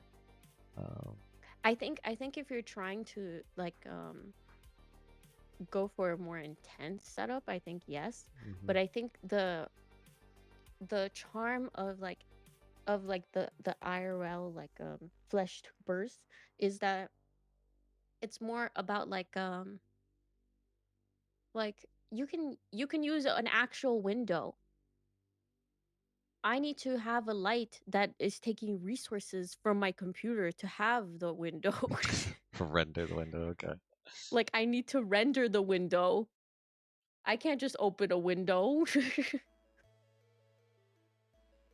Now there's a lot of Like my friends have if you adult change a camera streamers. angle and you frame everything properly, even if you have like not the best Hmm. like equipment, you can make a like a low to mid tier setup Hmm. look really nice if you just actually like care about like where you're placing the camera and where you're framing yourself.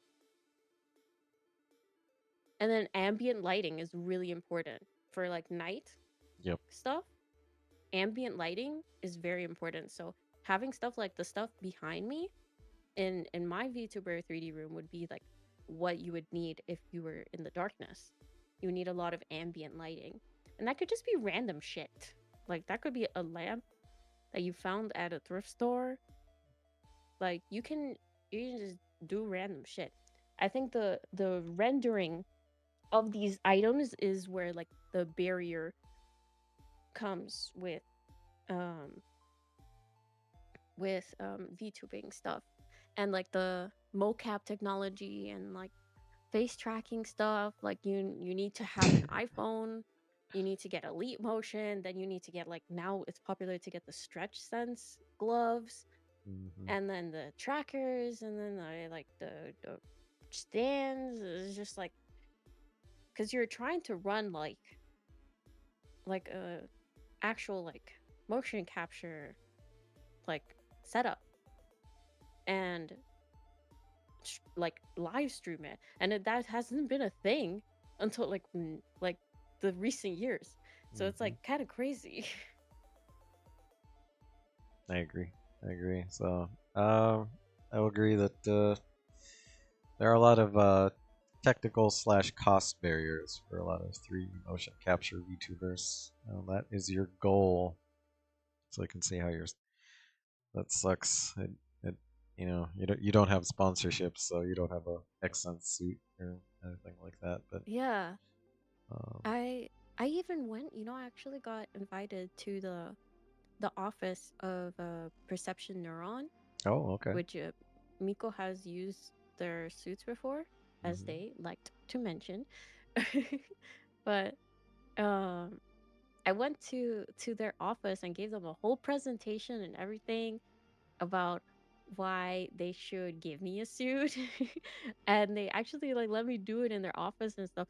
And it was really cool. Their office was so cool, and they were using like they had so many computers there and like a bunch of like old like stuff on the walls, like game like reference stuff. It was really, really cool. It was a cool office, and I had like skateboards and stuff on the walls. It was a really cool office, but they never sponsored me. They Oh, never sent me a suit. that's okay. Um, okay. I gotta say my biggest hurdle is just tech issues. 'Cause sometimes stuff breaks uh, without you doing anything. Yeah, having like a basically like a bug happen Hmm. to like a model.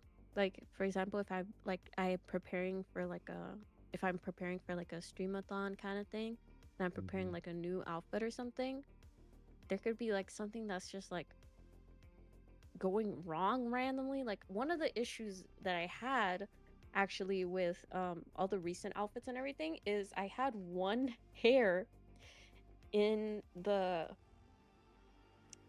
short hair that was like the the bones. I figured out what it was eventually, but the bones were like really jiggly, just one of them, just one singular bone.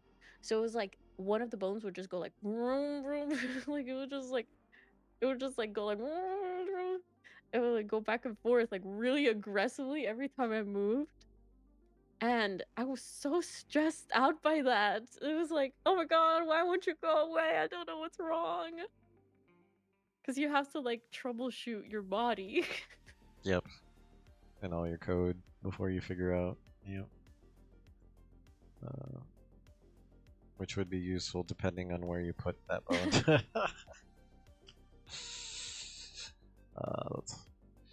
Yeah, definitely.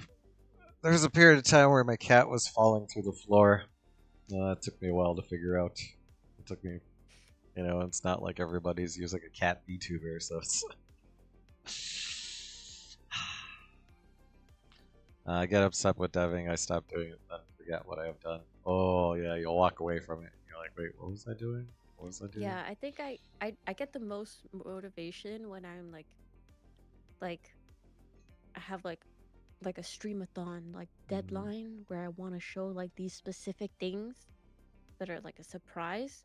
So then like I haven't shown anyone, but they just know that I'm like stressed the fuck out, but they don't know what I'm stressed about. I'm just like, this is not working. It's not working. Hmm. And I had to prepare like all five of like those outfits that I had shown. Like it was like five or so outfits with like all the new hair and stuff. I did all of that at once. And I was so stressful. It was so stressful. Understandable. Understandable. Um, okay. Hmm. All right. Let's just have some fun questions. Let's have some fun questions. If you could have a superpower, what would it be and why?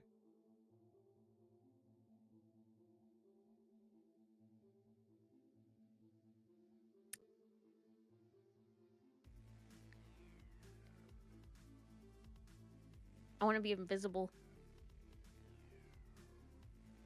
You want to be because invisible? I could steal things. You want to be a bandit? I'm poor, okay? Go steal money. Go steal money from a bank.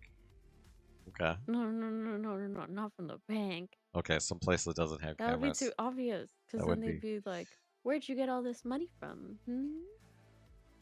Also, if you had that power, would the stuff you touch turn invisible with you? Or would they just see a floating stack of cash? A No, no, no. I'd only steal a little bit at a time. little bit at a time. Okay. But would it turn invisible with you, or would they see a hundy floating through the air? Maybe if I like put it in my pocket, it goes invisible. Oh, that would be good. That'd be good. I think that or like teleportation or something. Mm. Always gets me too. Is the food you ate invisible? The logistics, the physics of it. Guess it could be like a cloak, like an invisibility cloak type of thing. Yeah, I feel like you're Like if you like put something like behind your hand, then it would become invisible maybe, Yeah. Okay. Um, but not from the other angle. mhm. All right. Now that Easter's right around the corner, that's usually an indication of spring. What's your favorite thing to do in the spring? I don't go outside. You don't touch grass. Nice. I like Nice. the winter. Like the winter? The winter's more your speed. I am a winter baby Oh, nice. and I like the winter, and the spring gives me allergies. But I really like animals. So seeing like animals and stuff outside Okay. is nice. Beppa wants to know why you like winter. I think you touched on the allergy Mm. part, I but really really like the cold because I get hot really easily. Um just from like I guess also from like migraines and stuff, and just like I just get really hot, and I prefer it to just be really cold around me. Like I keep my apartment really really cold. Like it's always at like 65 or so. okay. Nice. All right. If you could travel anywhere in the world, where would you go and why?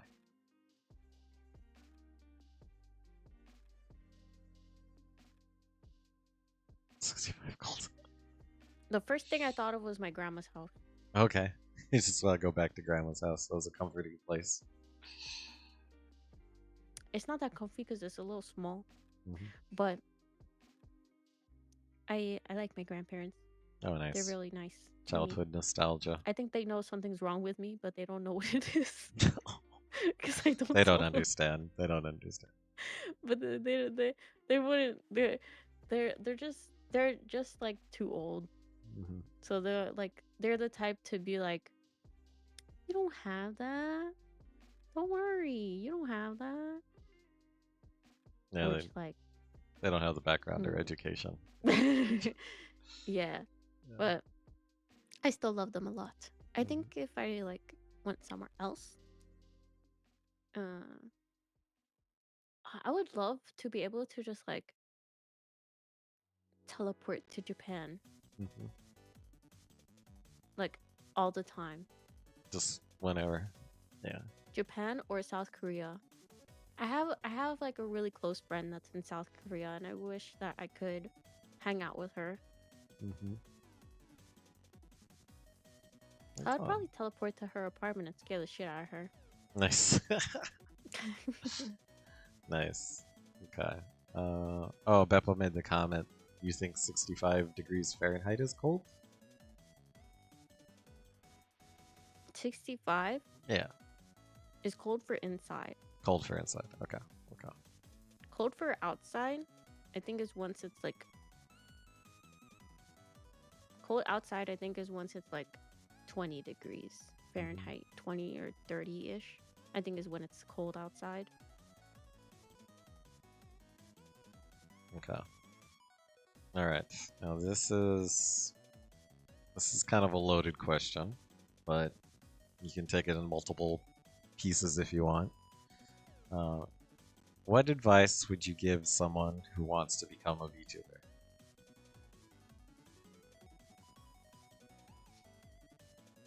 I think the first thing that I always tell people Okay. is to figure out what your brand is going to be. And this is the case with any kind of streaming thing, any kind of content creation thing. Have a brand in mind already. Have a Hmm. theme, a concept.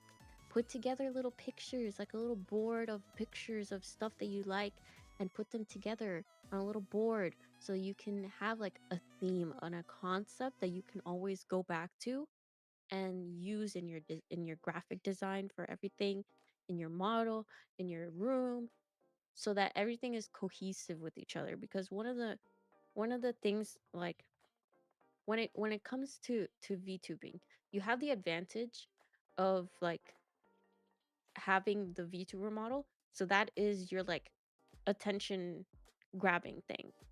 Um, when it comes to like IRL streams, like flesh tubers, they tend to like put more things on the screen, or they have like something like a very interesting setup or something to like catch your eye.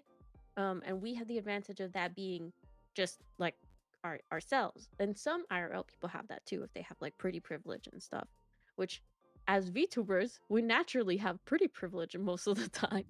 So like it's you have to have like the concept in mind, because like you need to grab their attention and then keep their attention, so that because they're gonna lose attention if your stuff changes too often. So like have it in mind already, so that you can stick to it, and you can, like, instead of basing your stuff on nothing, you can base it off of that concept.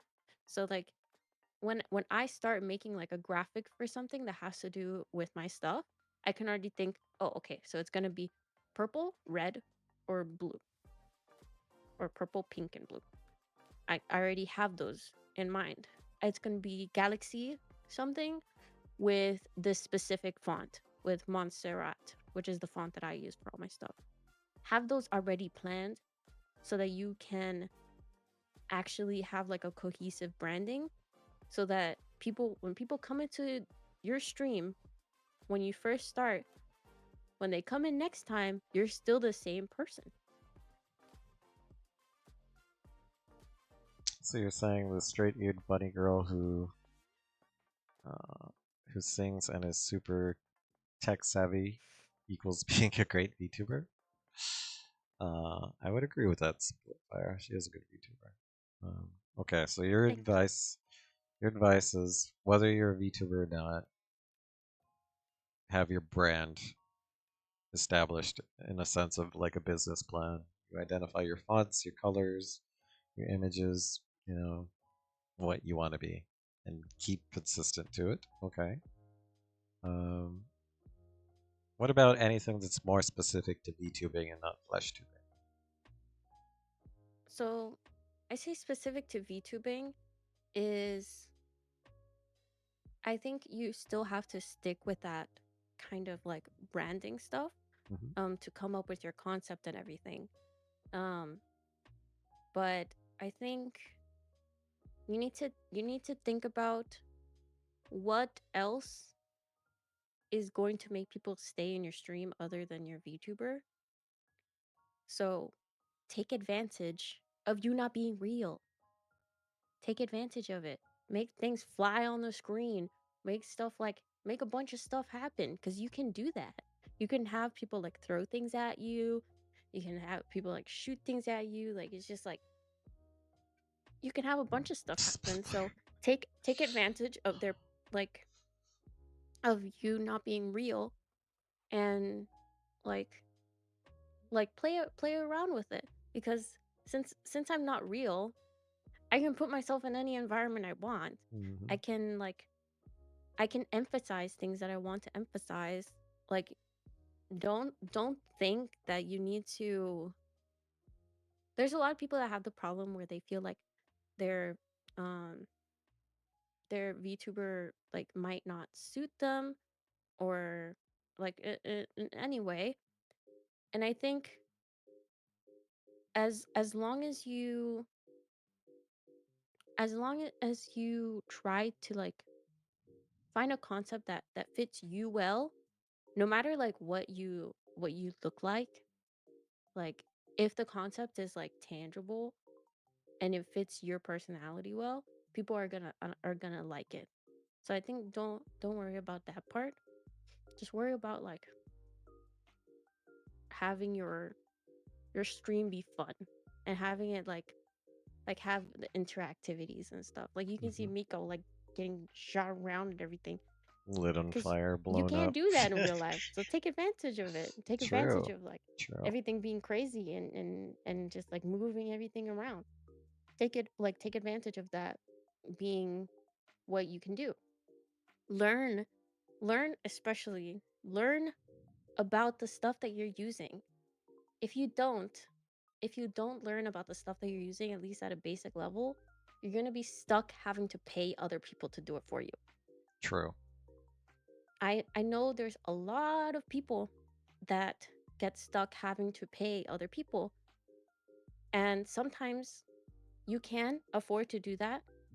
In my case, I had to learn everything because I couldn't afford to do anything. Like I couldn't afford to pay anybody to do anything for me.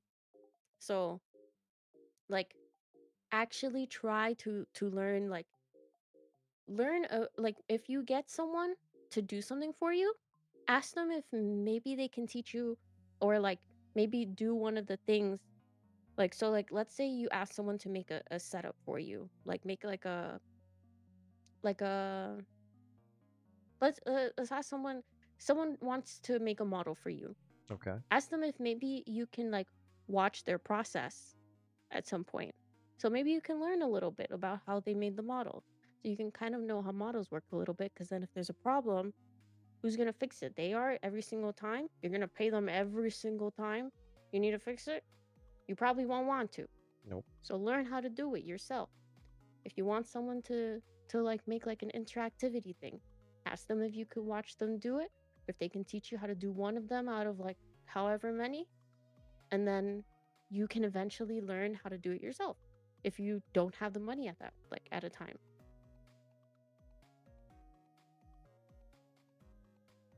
Nice. Pete says, I did something similar to this. I had someone help me in Blender and UE to make a neon sign. Oh, nice, Pete. Nice. Gotta learn.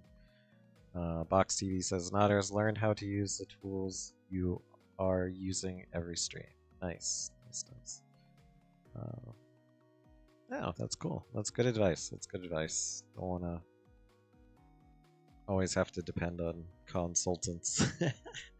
Yeah, like Mhm. if you have the money to do that, then it's understandable for you to like freely always ask for help and always like commission people, because that's like literally like what I would like want to do. Like that's Mhm. why I have my like stream advice like commission thing on VGen. Oh, If you did nice. VGen.co, I think VGen.co/Nyatoki. But I I have that like custom stream advice thing for that exact thing. If people don't know how to do an idea, I try to help them, Mhm. but I also want to make sure that I teach that person a little bit of it and show them a little bit of it, so that in the future they can maybe do it themselves. Cuz I know I can't afford to like ask for help every single time. Yep. That's how the vast majority of 2D YouTubers do it. They just commission all of their props, models, toggles, etc. Yeah, the 100%. Yeah, That's the but 2D world. I think I think not knowing at all how it works leads to a lot of confusion in using the software that you need to use, Low or even like scams. using it to like the fullest potential. Hmm. Yeah, I had a VTuber friend that's 2D who paid 2K, and what they got was pretty broken. They had to pay somebody else to fix it. Like, No. get got to just undo YouTube vids dollars. I think you're pretty much at the same skill level as me now, Pete. So, uh, yeah, yeah, and also custom 2D that gets really expensive. I think Shy Mhm. Lily said she spent like over $45,000 on custom stuff for her stream. That's insane. That's insane. Yeah, it's really expensive, and I think it's understandable if you like are able to afford it, Hmm. then like go ahead, keep commissioning people if that's within your budget. But I think for the majority of people, and for most like smaller streamers, they're not going to have a budget to keep asking for help and keep like they might have the budget for like the very beginning, like their Hmm. debut, and then they'll run out and then they won't have help to make Yep. anything look any better. You get what I mean? Yep. 100%. Yep. Uh, oh, Beppo says there's only two exceptions: Nion and Nicoverse. That's true. Nicoverse has empowered us to have some of the cool interactivities that Oh, Code water Miko though too. use. Yeah. Oh, water doing. Yeah. Throw flowers, throw money, bees.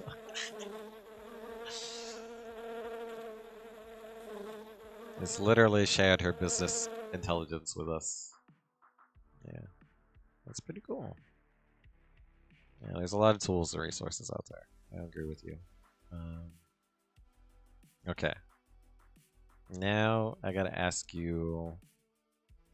Um, here's three, three favors. Three favors. Okay. First one. I hear it may not be the case anymore, but I hear um, that the Mikoverse dev team morale was low at some point, or it might still be low. So, is there anything you want to say to the Mikoverse team? Uh, some appreciation or something to lift their spirits. Is there a message you have for them? I I always tell Miko this. Okay. Like just just in the small amount of time that me and Miko have been interacting, look at how much the Discord server has blown up. I think they need to realize that they have this power, Mm-hmm. and they're using it well, and I think it's only up from here. I think they're doing amazing. The updates have come in so quickly over and over again, and I think they're doing an amazing job. Like this is it's like scuffed alpha, but it looks amazing, and it's super playable for an alpha. And Yep. I think they need to give themselves like credit where credit is due, because this they have been working on it already for a very long time, but they have so much of like a user base that wants to play it and is playing it, and I think they're doing an amazing job. And I think the Discord like community really like people are just so helpful to each other, and I think it's going to continue to grow that way. Awesome. Awesome. Yeah, I will say uh, I agree with you. The Discord is a representation of the community that's behind this project, and it's growing rapidly, and it's very supportive of everything they do, myself included. So awesome. Thank you for that message. All right. Oh, I missed a message from Fox. He says, I think most 3D VTubers still mainly use VMC and VRC. VMC plus UE or Unity. Fair, fair. Okay, okay. All right. Favorite number two. Favorite number two. Uh, Code Miko, I think, is an amazing streamer, and I'm gonna add a stream marker. If you could send a personal message to Code Miko, what would it be? What would it be?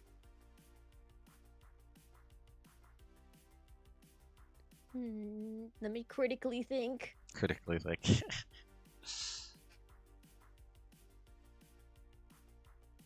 can do multiple takes if you want. Don't worry.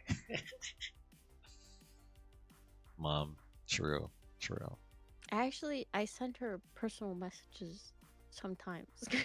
Mhm. Because, like, if I have an idea, I'll just message her in all caps and say, idea! And then I tell her. Nice, nice, nice. Um, But I'm saying I I think, know I suspect she's mhm, stressed with this whole launch, and I suspect she's under a lot of pressure. yeah, So I was wondering if you had a personal message for her to raise her spirit, her specifically. yeah. I think, Hey, wait, Chava. let me look at the camera. Is it there? Yeah. Miko, wait, Miko, you are doing absolutely so amazing. You are the best CEO, and even if you're late to your meeting sometimes, that is entirely okay, because guess what? You are paying your employees well, you're taking care of them, and they're doing amazing things even without your like you're knowing sometimes you're like, oh, okay, this is updated already. I didn't even know that was possible that quickly. You guys are doing amazing things together, and you are the driving force behind that. You have so much power. Imagine, I could never imagine someone congratulating someone for them speaking to me. And Miko, people congratulate me for speaking with you. And that is how much power you have. You have so much power, and you are so intelligent. No matter what your chat says to you, no matter what your AI says to you, no matter how you might seem, you are very intelligent, and you're a very powerful woman, and everybody believes in you in this project. I think this project is amazing, and you're already doing amazing things. And I think it'll only get better moving forward. So don't worry too much. Just hope for the best, and I really I really hope that everything goes well, and that it could only get better from here, and we'll really get to that Ready Player One state. I agree. I agree. She's a Pete says Miko is a force for good. I will agree with that. She's empowering us. Uh, like this interview right now is powered by the Mikoverse. I'm sitting here in the Mikoverse with my friends, Sleeping Jackal, TTC Beppo, Kadem Pete, and this wouldn't be possible without her. So she's definitely doing awesome things. Awesome. Turn on chroma key. Uh, I used the what you call it transparency. Not Yeah, chroma keying me. are you chroma keyed? Twitch Yeah, stream look at together. my eyes. Oh yeah, I do.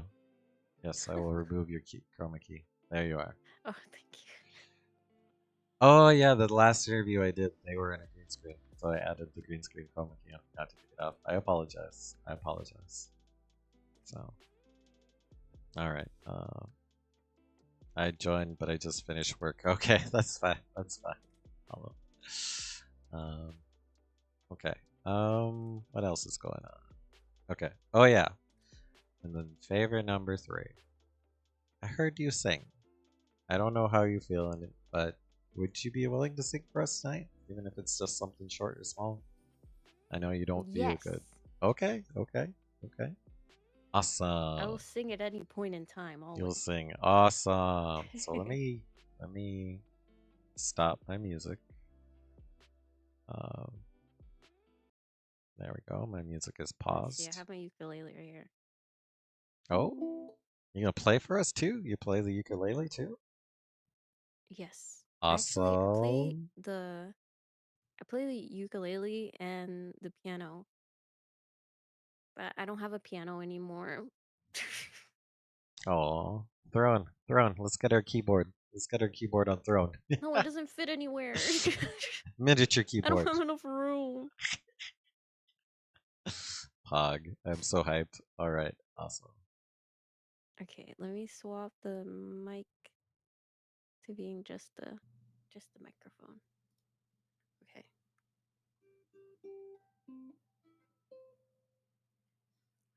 Let me see if I could do anything from memory.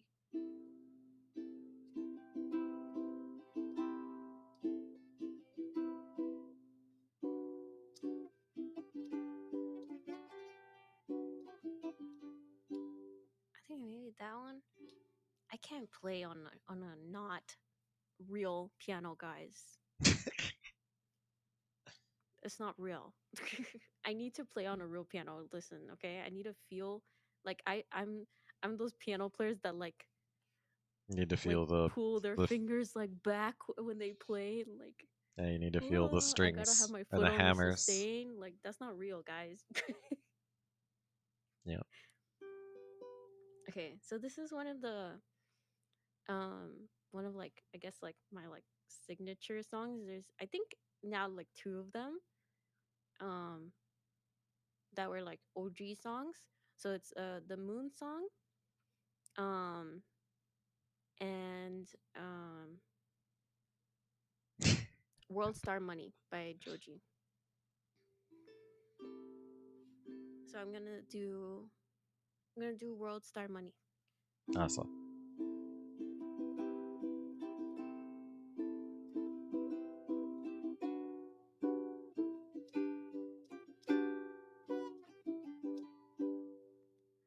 I looked at you and said, "Whoa, don't hate me. Am I crazy?" So tenderly, you watch me burn, you watch me burn. No. So tell me, am I crazy?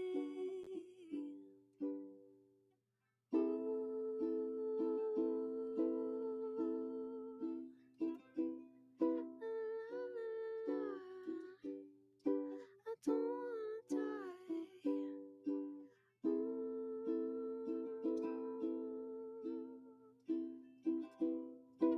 I don't wanna die. I don't wanna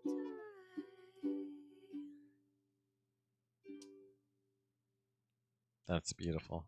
Beautiful. Let's get the people claps. People die. claps. Claps in the chat. Awesome. There you go, Beppo. There we go. That's really good. Thank you. So that was that song. Did you want to sing the moon one? Oh, I can, yeah. Yeah, encore, right, chat? Encore, encore. Uno mas, uno mas. I really, really love performing. When I want to have like mocap be my like full body tracking to be like smooth enough for me to feel like I can just like perform the way I like do and it translate properly because I'm really passionate about like performing and I just like I basically like lose all of my nerves once I'm on a stage, especially a real stage because like there's so many lights that you just don't even You're see the blind. people and it just Yeah. feels like beautiful. Hmm. I love actually being on a stage. I also heard you dance a lot. Yeah, I do dance. I would show you, but I literally cannot. One day But you'll get yeah, there. I've been dancing since I was like 5. Hmm. So I've danced for a really long time, but it's like I can't really show it properly. Oh So no. I'm waiting on some new trackers. So hopefully Okay. I can show it a little bit better Let's let's soon. let's let's pause. Let's pause because I don't want the ad break to hit while you're Oh singing, yeah, while you're performing. So you know what? Let's edge chat, aka get them hyped. also, I don't know because we ended in the alternate universe Hmm. on a bit of a cliffhanger, and I don't think I ever finished the story of my Mm, lore. yeah, we could get back to that. Okay. Let's take an ad break. Let's do a fishing break. All right, that is our ad break. Okay. Are you back? Are you back? I think you may have muted yourself. Hello. You're back. Okay. Nice little break. Well, thank you everybody for being patient. So I think before the break, you're gonna play us the Moon song. What is the name of this piece, and what's the story behind this piece? Um. So this one specifically, I think I just so these are like my main two like OG songs, like because I think they were the ones that like have like my exact vibe. Mm. And this one I had I had learned about this song through the movie Her, which is actually a really good movie. Oh. It has really really good cinematography too. It has some weird parts, but like it has really good cinematography. And Joaquin Phoenix is a really really good actor, and now he's even more well known because of like the Joker role that he did. Um, but he's in the movie Her, and he did a duet with Johansson. Um, Mm. for because she was the voice of the AI in Her. Um, and they did a duet of this song that is originally by Karen O. But I just really, when I saw him playing the ukulele and stuff, and there was also a lot of piano in that movie, and I would re-listen to like the soundtrack all the time and re-listen to like that duet and stuff all the time. So it was like I just I love it so much, and it's so I think it suits my vibe and my voice and stuff very very well. Hmm. So I think that's why those two became like my main songs. Like World Star Money because I just it matches my vibe and my singing voice very well, and then the Moon song because of that as well, and just like like basically like leading me to like playing the ukulele and all of that.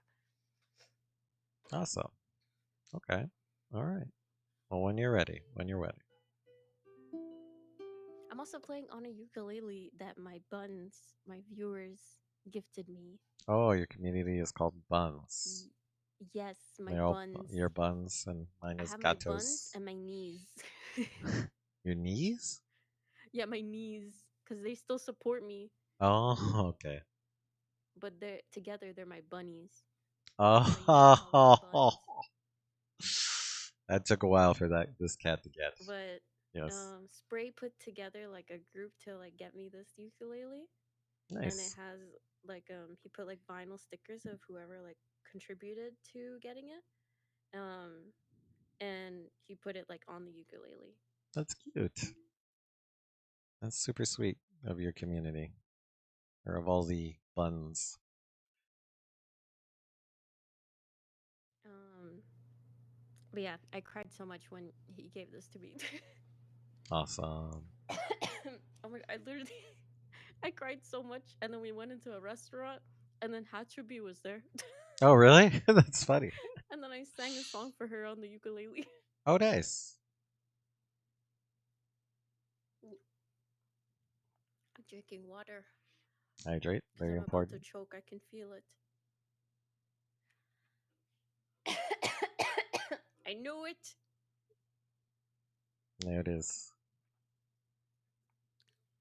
I knew it. Yeah, that was really random because I was literally like crying so hard, and then we go into a restaurant, and I was like, "Hachobi, what the heck?" What? um. Okay. All right. Let's do this. Awesome. I'm excited. This page doesn't want to scroll down. What the heck? Okay, there you go. Okay, I've gotten really good at scrolling down, like like stopping playing, to like elongating a note like this, and then scrolling as it goes. That's literally like I'm That's singing talent. and then scrolling and then also playing. That's 100% talent. Okay.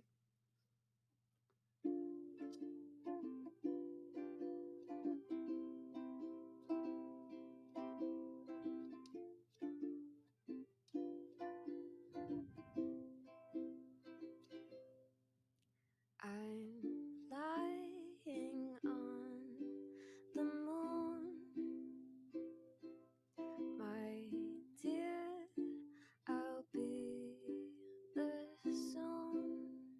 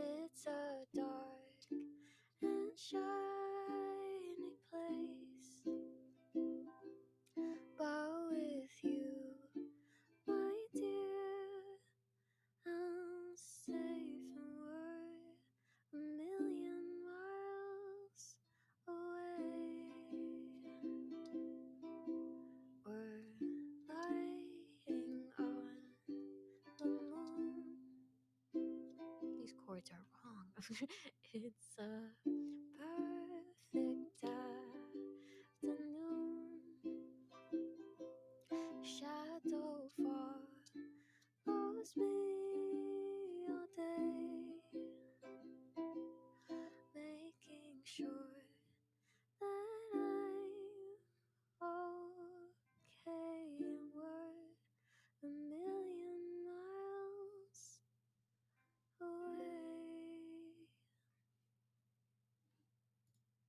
Damn, that was so good. Holy. Thank you. Let's get the applause in the chat. People claps. That was awesome. That was. Phew. I'm amazed. I'm amazed. You're very talented. I am. Thank you. I think. I think. Yeah. I wish more people would get to experience you singing. I can see why you want to grow your community and your channel because more people should hear you sing. This is amazing. So, all right, I will share that with my community and my YouTube community. So, um, wow, that was amazing. That was amazing. Um, okay, we still have everybody. What? I said, while we still have everybody, you Why are want? you underwater? I'm underwater. Wait, what? Why are you under the water? Uh, chat. Do I sound like I'm under the water? Is it just me? Is it just me and, or Oh, is it are you Toki? back? Stream good for me? No. Wait, I think it's back now. it's It's good back. now. No, it's back. We're back. It's just you. Okay. Good. Stream Maybe it good. was like the connection on the stream together thing. Oh yeah, yeah, yeah. It might have lagged for a moment. Oh, it might have lagged when Little Hollow was loading in. So okay. Um, let's dive into it. Let's dive into it.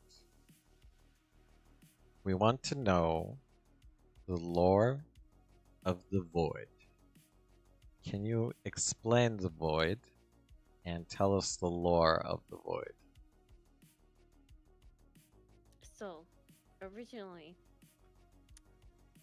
while we were on break, I was gonna write a list because we know how I can branch out from a branch and then branch out from that branch and then branch out from that branch. We enjoy it. Don't worry about it. But I, I just all I wrote on the list was void and autism childhood. End scene. So I didn't get to finish it. No, you're fine, Little Hollow. You're fine. Don't worry. I didn't get to finish it. That's okay. Okay. But I know at least where to start with that first line now. Okay. So, um, if you just like see from like the present perspective, Okay. my model is trapped in the void. Okay. You can see even like through the windows and everything. If you look through the windows and the doors, it's just void. Mm-hmm. Um, and let me make sure this is proper. Okay. And so I am trapped in the void, and from the description that I have on most of my stuff is let me see if I can get like the exact thing is all right. What is it? I had like I made a little description thing. I have actually like I had a whole like little lore thing that I had made of how I got like sucked into the void and everything. Um and I basically, if you look at the present, it's the void beings decided that I was wasting my potential, and they punished me for wasting my potential by trapping me for eternity in the void.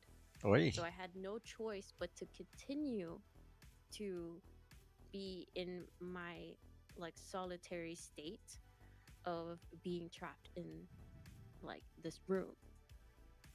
So if you now we go back to see where that came from, because this is actually an alternate timeline to my actual timeline, and I'm doing both of them at the same time. Nice. So originally, I I grew up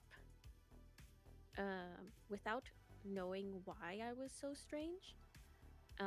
It's not normal for us,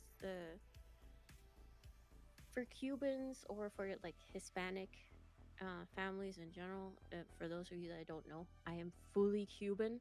Okay. I was born in America, but I'm first gen in America, so I'm just fully Cuban. Um, and it is not normal for Cubans to speak about like any kind of mental thing. It's not normal, um, and it's like shunned and very very taboo. A lot of the time, if like um, you have a lower functioning um, like mental disability, you tend to be like locked away in a room somewhere by your family, and that like actually happens in Cuba. Like some people literally um um they literally and my mom has worked with some people that have like had to experience that, where they have no guardians anymore and in their like older age, and they didn't even learn how to walk by themselves Yikes. because they were just put into a room. So in that environment, um I grew up without knowing why I was so weird, because I was what is known as like a basically like a level 1 autistic person, where they still need assistance like functioning in like a normal society. um but from the outside they don't seem as autistic as level 2 or level 3. And so I grew up with the like the idea in my head that I was just very strange, and I didn't know why. um and no one explained it to me, and they just like kind of dealt with it. So my family just kind of dealt with it and like let me be like like if I was like stagnating on something, then they just let me stagnate on it. And and I I didn't learn like a lot of things, and I didn't know why I was so strange and felt like so out of place. And so I started to like mask very very heavily. And what masking basically is like some people that are are like are not autistic do mask in some situations, but when it comes to being autistic and masking, it's it's to a degree where it is very very tiring, and it's very unnatural. um I have to basically like completely pretend to be like a different person for me to like when I was younger, especially before I even like I would just completely pretend to be a different person. So like people would think that I seemed very like elegant and stuff, but that was because I was pretending to be Marjorie Tyrell from Game of Thrones. Oh, So okay. they were like, "Wow, you're so elegant." I'm like, "Yeah, I'm Marjorie Tyrell. That's why." And but they I would do that in my head, and I didn't know that that was not what everyone else was doing. Mhm. And it's super taxing to do that constantly. So I would like the moment I like would like be able to like let go, I would like drop, like just completely like dead, asleep, completely tired. And that was not normal. I didn't realize that that was like not what everyone else was doing. And I continued to do that for a very long time. And because I was so high masking, a lot of people didn't realize that I like might have been autistic or even like thought of that. They just thought maybe I was a little weird sometimes when I like my mask would slip sometimes and be like, what you did was a little weird there. That was a little strange. But they would just be like, she's just a little weird. She's just a little weird. But and um the oh my god, a dog just howled so aggressively outside. Okay. Are they calling the wolves? Oh my god. It just went, oh wait, let me okay, okay. And um I the same persona thing, I would use Yeah, sauce. yeah, I think I would use like the same. I actually use Marjorie Tyrell as like my base, like copying for a lot of situations, which is why I think a lot of people described me as being elegant. Um, I think that's why that happened. I think I still do like act like Marjorie Tyrell sometimes because you have to think of it like like yes, I I I pick I pick Marjorie Tyrell because I really like the way that she moved and the way that she did her facial expressions. I didn't understand how to do those.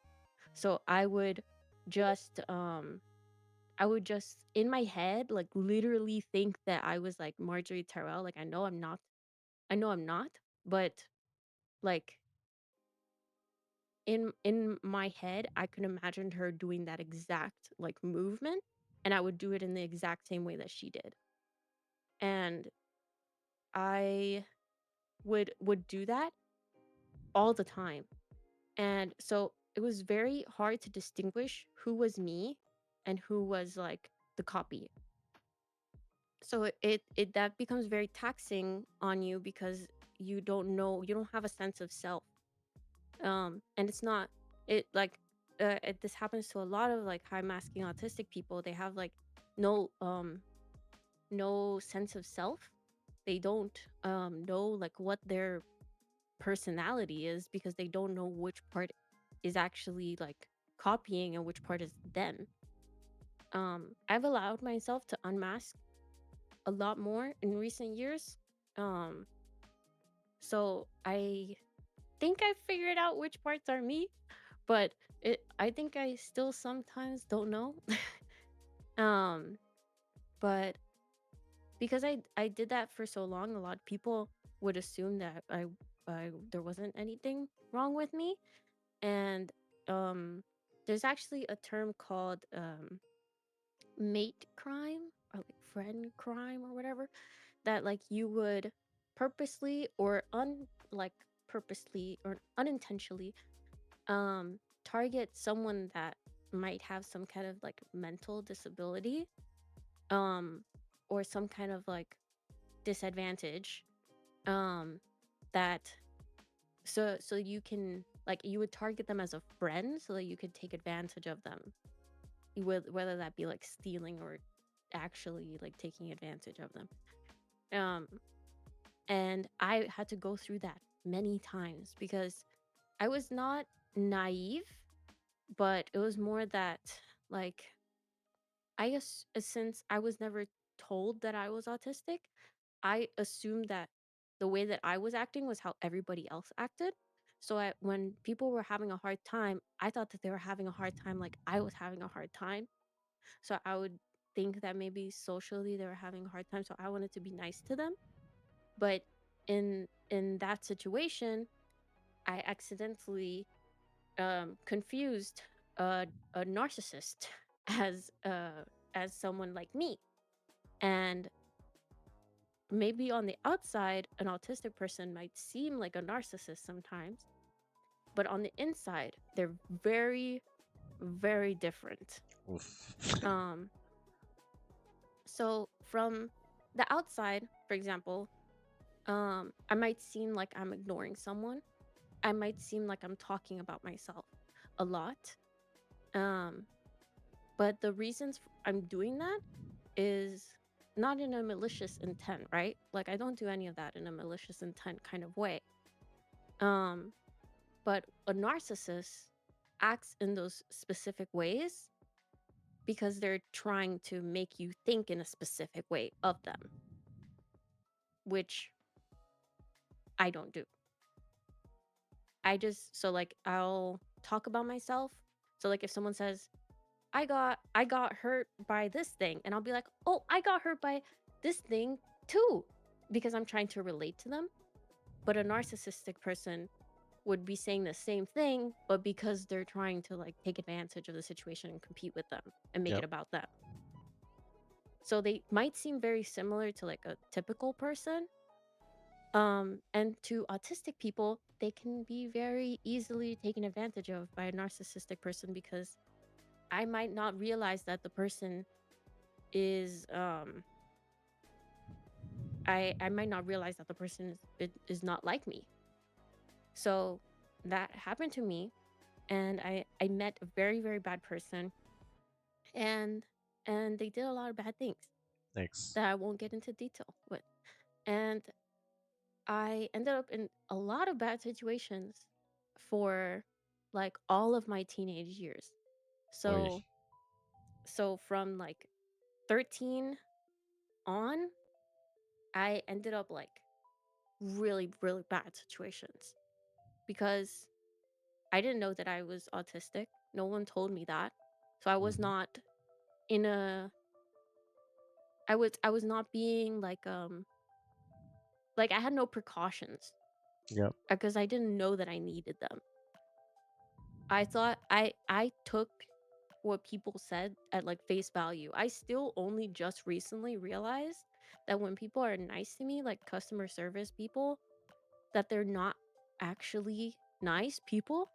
Yes. If they're not, they So could dumb. be pretending, and I didn't actually realize that until recently. Mhm. I was like, "Wait, my lawyer is nice to me because she's my lawyer. Wait, she could be not nice?" Yeah. For real, I actually did not notice, like I did not know that. Yeah, that's how most Um people you meet are. Yep. Yep. cuz I in my head, I thought I was very good at like deciphering people and telling when people were bad people, and I am now. I'm good at telling when people are bad people, but now I've realized like, wait, I can't tell when people are actually nice now. Wait, I can't tell that because like I realized I can't tell that difference only recently. Um, but I got into a bunch of bad situations, and then I got into what I know now is Sure. like autistic burnout. Oh, okay. Um, Once I became 19, I went into like the most like depressive state that I've ever been in my entire life. That was the worst, like the worst time. And it just like I think I had been in worse states, but the isolation that I kind of forced myself into um was really, really, really bad. And I think I almost like completely refused to mask at all, which made it so that like I had really bad relationships with my family as well because they also didn't realize that I was autistic yet. Yep. They have So, no education behind it. What or training. yeah, Like so when I get really overwhelmed, for example, I become nonverbal and I cover my ears. And so sometimes like my family would speak to me and I wouldn't respond to them. And they would get really, really angry with me. mhm. So I did that for like a really long time and it would make it worse. And I didn't know that I could even be autistic at that point. And I eventually it got so bad that um I went to my sister and I told her everything that happened to me all at once. Oh boy. And note, my sister hated me at this point, like completely hated me. So like me telling her this stuff, it was like it was really weird for me to like even walk into her room cuz she thought that I was a narcissist. Oh, okay. Um and so like me coming to her and actually telling her like everything that happened was like oh my god, like she actually started treating me like really really nice Oh, it was and I was really eye-opening. confused by it. Okay. Um and literally the next day she drove me to the psych hospital, to the emergency room to go see a psychiatrist, which Okay. I had never been treated before for any of the stuff that Mm-hmm. I had. And then I got, at that point, I had gotten diagnosed with major depressive disorder. Oh, okay. Um, I explained so many things to a psychiatrist, and she still didn't think that I was autistic for some reason. But like, I literally, I explained to her. I remember I explained to her that I was like, I didn't realize that my mom, my sister, just want me to respond in a specific way, and then they feel better. So I learned to respond in the way that they would expect another person to respond. For example, like if someone says like for neurodivergent people, I think it's more that we speak in statements rather than questions. Neurotypical people tend to speak in questions. And when someone asks me a question, I respond in a statement and they can't respond anymore because the statement can't be continued. So that's why conversations tend to be awkward if they're not between neurodivergent people. So like I had a really hard time figuring this out, but I had figured it out and I even told my psychiatrist about it. I was like, I figured out how to respond to the normal people. and, and she was still like, no, you just have major depression. But I got diagnosed with that major depressive disorder. Okay. And so for the longest time, I thought I wasn't autistic. I thought I just had major depression. And but then I started to realize I had so many other like chronic illnesses at the same time. And I didn't realize until working with like my newest psychiatrist last year, um all of the issues that I have fall under the autism, and they're more common in people with autism. So now that I know that, I feel like I don't have a bunch of issues, because I used to feel like I had to be like, oh, okay, yeah, I'm chronically ill because I have this and I have this and I have this and I have this and I have this. But now I could just be like, I have autism, Yeah. which is, I feel like makes so much more sense. Everything Mm-hmm. makes so much more sense now. And once I got diagnosed, I kind of like, I was like, okay, and now what do I do? Like I got medication, but it wasn't helping because the issue was not, that was Yeah. just one of the symptoms of my autism, but it wasn't the issue. The issue was that I was having autistic burnout. So I continued to be the same way. And it got so bad that it was like I had that best friend that I was talking about earlier Mm-hmm. that bullied me Yep. and then became my best friend in elementary. Um, she would come to our house a lot to hang out and stuff, Mm-hmm. and she stopped coming into my room because she eventually when I was able to speak to her, when I wasn't as bad, she said that it was like she would open the door and it would be like a void.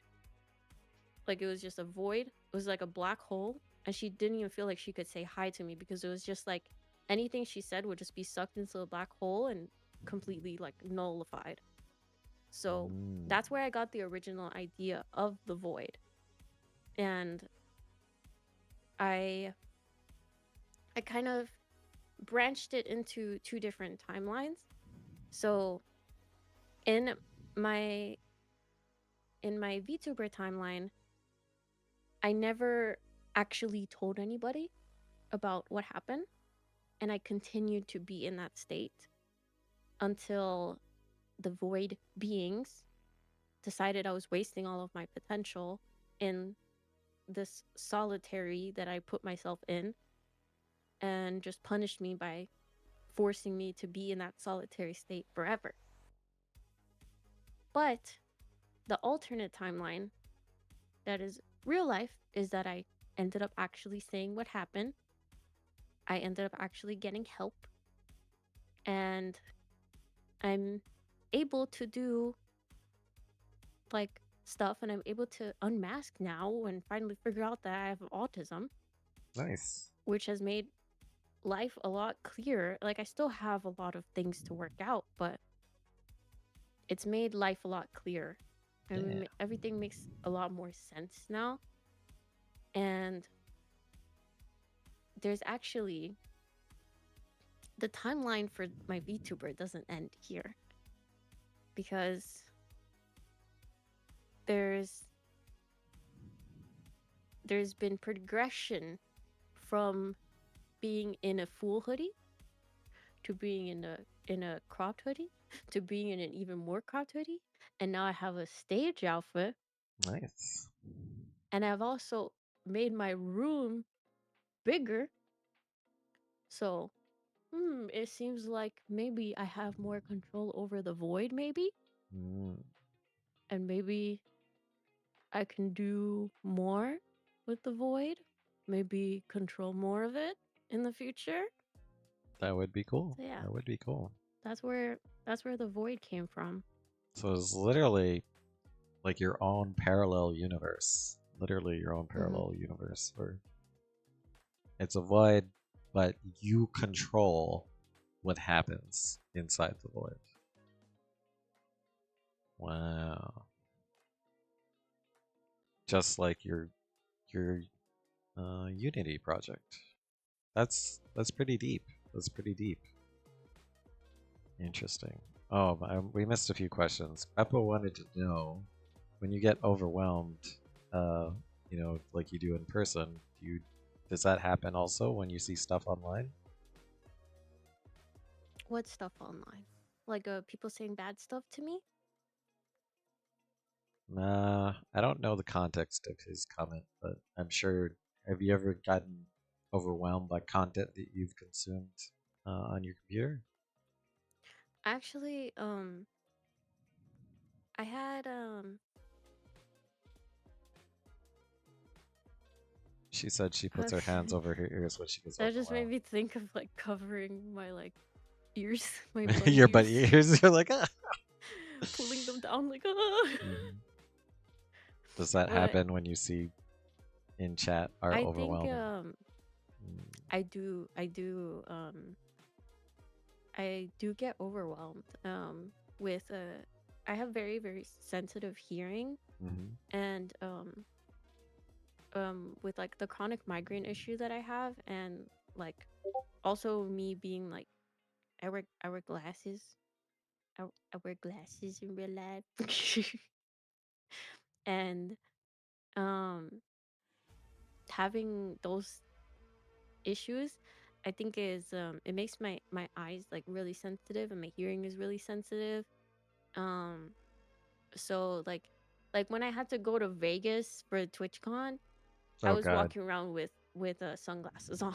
that sounds overwhelming. Just Because I look really cool, but it's actually because I have autism.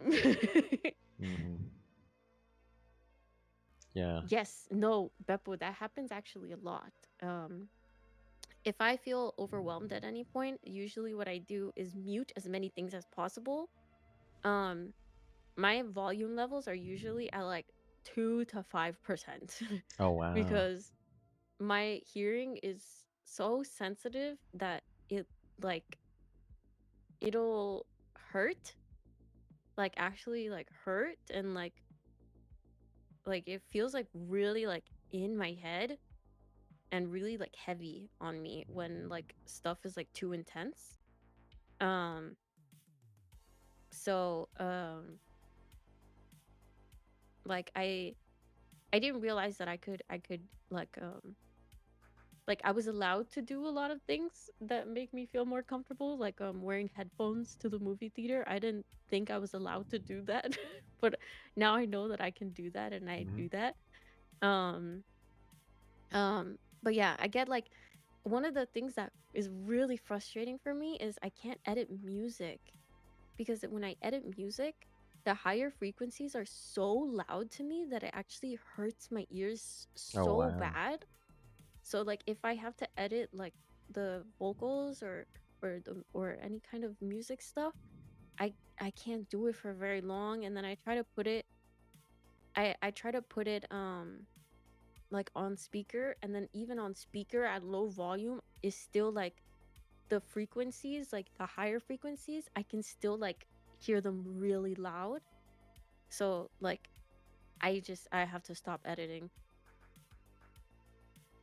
And yes, there is I in the movie theater that I've gone to recently, I asked for you can ask for the audio description headphones Oh.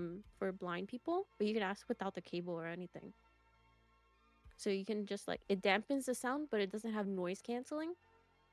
Mm. Um so it helps because it dampens the sound, but I can like still hear it, you know? And the people are really nice about giving headphones. That's good. That's good that it's more well known. And there's support systems and things in place. Yeah, the last time the lady was so nice. I was like, "Do you guys have earplugs or anything?" I was watching the Demon Slayer like Oh cinematic showing yeah. thing. Oh my god, it was so intense because it was like every time the demons like went like darn, it was like darn darn. it was it was too loud, and I was sitting there with my like my hoodie on and covering my ears watching it. But then Damn. I went to the bathroom really quick, and then I like asked a lady, and I was like, "Do you guys have earplugs or like anything to like lower the sound?" And she even asked me how many people were actually in the theater because if it was just me, she was gonna lower the volume of the theater. And I was like, "No, no, no, no, no, don't do that, don't do that." Awesome. Yeah, I feel like movie theaters are just like if you weren't deaf, you may be on your way if you watch a lot of movies because Oh holy my cow, they're god. so loud. Like even as somebody that doesn't have Yes. autism, it's like it is a little overwhelmingly loud. Um, movie theaters are a lot, yeah. Yes, even for like people that aren't sensitive, wearing like earplugs and stuff to concerts Hmm. is really important I always wear earplugs to because you need concert to and like music events. I like Nice box. really like no, for real. I was getting jump scares just from the audio just being like doom doom, and I was like, no, please. Watching a horror It was movie, so I get more scary jump because I scares from the like audio I than the actual hear it so loud. movie. Hmm. Yup. Yikes. Okay. Hmm. I was gonna ask you, have you been to any concerts? Or would you go to concerts? Or how does that or I went a really long time ago. I went to a Red Velvet concert, a K-pop group, mhm, and I was sitting really far away. I was really far, mhm, but it was really really awesome. I think there wasn't that many lights or anything, and it was just like the main screen, so it wasn't that like difficult to to be there. It wasn't too bad. Like it was good. I think since it was like a like a smaller stage, you know? On mhm, the TwitchCon, at TwitchCon, they had so many lights on the audience, and it was oh my god. I was wearing sunglasses the entire time, like at the what was it? It was at the Name Your Price show, and then they Hmm. had like a drag queen show thing. I had to have my sunglasses on the entire time because like just the lights that they were shining, it would like pass by the audience sometimes, or even like when like they were like showing like the waiting countdown thing, they were like shining spotlights on the audience, and Yikes. I was like, Why? stop, because it was like going right on my face. So I just had sunglasses on like Mhm. uh, Beppo says there's a lot going on in the movie theater. The movies themselves are designed specifically to give them the right amount of stimulation to keep you interested. And then you have the whole rest of what's going on in the theater, too. Like, yep. Drag queens themselves can be a lot. Beppo. yeah, I really wanted to watch the show because I was like, I want to see them like doing the lip syncing like stuff, Mhm. but like it was just it was my head was hurting real bad. Mhm. And like Las Vegas itself was so bright, and I just had a migraine the entire time. I've been I've been to Vegas like twice, and I think that's enough. Like, like I just Yeah, it's that's like that's even enough. without ASD, like it's like the lights, the constant spamming of the slot machines, and oh, Oh my god, yes. or the people. Yes. I literally like I was like dissociating in the casinos because it was just like Yeah. like because everyone would like stand every like when it was like the group of people, everyone would stand around like Mhm. everybody that was there. So I would just like stand next to like my friend Rhea, and I would just Mhm. stand next to her and just be like, hello. Yeah, the I think the only time I talked was like if someone like talked to me. mhm. Oh yeah, and then if you walk the strip, I don't know if they're still there, but the people that are all little cards trying to get your attention to take a little phone Oh card. yeah. There was Yeah. there we the worst part, the worst part was that street that has like a screen over the entire top, Oh yeah. and that it was like nighttime, but it was so bright and so loud, and I just like, oh my god. It was like thankfully like as long as it's like not super high frequencies and not super bassy, Okay. then I'll be like okay. But the lights in that area with like the entire street being like a screen on top, it was so bright. I literally like the sunglasses weren't doing nothing. I had to like also like cover my face completely.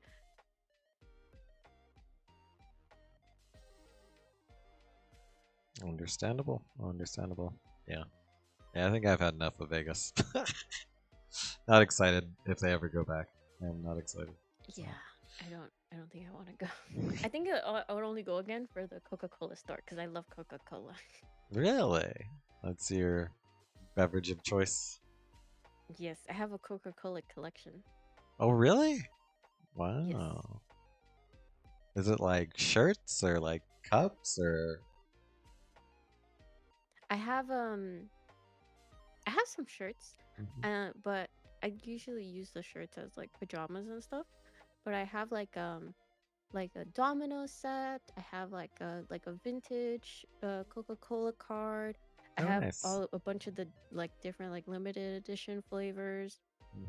Hmm. Some like magnet stuff, some pens. Um, yeah, just a Oh, bunch of random stuff. I sure. also do not drink alcohol really. No, Okay. I'm on a lot of different medications. Um, Yeah, it doesn't seem like it would and mix well. yeah, I take like one sip, and I'm like, that's it. That's good. So if I do like drink at all, it'll be like I really like strawberry soju. Oh, yeah. Um, and I'll what I'll do is I'll pour like one or two shots Hmm. from the soju into my cup, and then I'll pour soda. I'll pour Coca Cola on top of it. Oh, nice. So it's like a strawberry Coke. Mhm.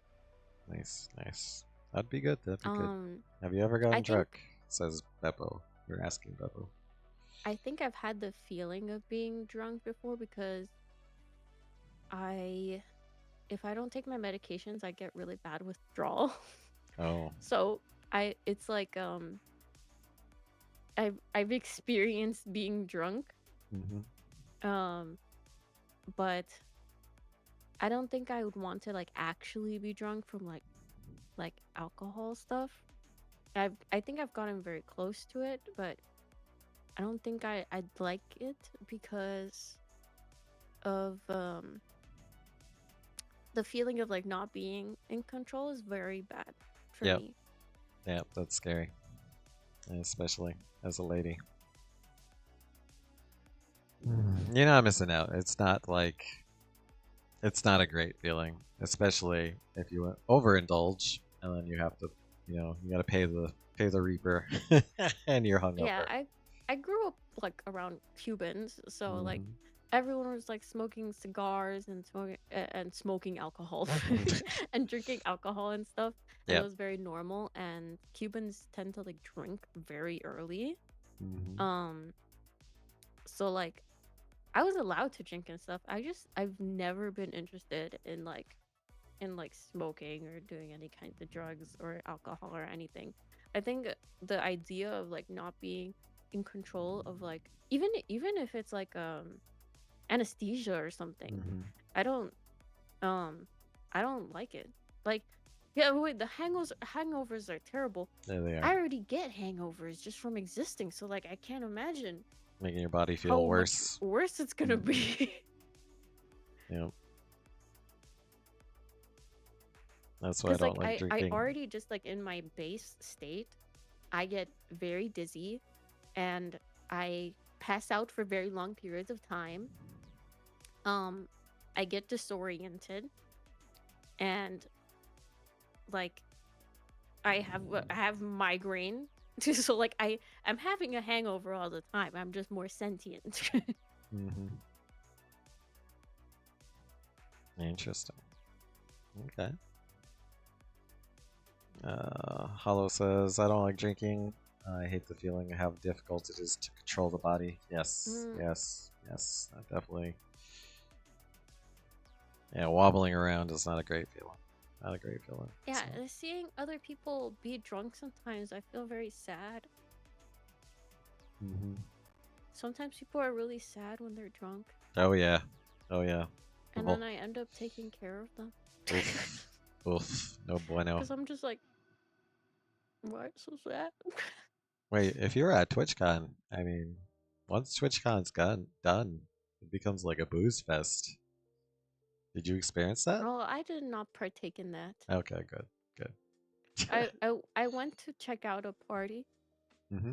and then I let a spray was actually there, and I was like, I'm going to decide. I said before we got out, like, I'm going to decide in 10 minutes if I choose to stay here or not. Okay. And if in 10 minutes I decide no, we are leaving. And he was like, okay. And I stayed for a little bit longer only because there was a dog there, and it was really cute. Oh, nice. Nice. But then the dog left, and I didn't know Oh. where it went. And then there was puke in front of the bathroom apparently, and I was like, Oh. "This is it. That's I'm it. I'm leaving." out. I'm out. I'm out. I was like, "I gotta go. This is it. This is not good." But I was worried about my friend, so I made Mhm. sure to like have them have them share their location with me. Yeah, there's puke everywhere in Vegas, 100%, even along the main strip. It's gross. Um, hmm. I'm just gonna ask you something. What was I gonna ask? It's kind of interesting because I feel like a lot of streamers are kind of not very social in real life. Like, did you experience that at TwitchCon? Like, or Um, I'm very good at copying social people. oh, okay, okay. So I actually had a friend say that like, "Oh my God, you're so good at like like starting conversations and stuff, but I'm not good at continuing them. I was good at starting them and then finishing them immediately. Mhm. So like I was good at introducing myself and stuff. Like I Nice. can I a lot of people think that like I saw a comment on a video about like masking, like autism masking. They were like, "How is this different from social anxiety?" And I think I I I can see where someone would see it like that.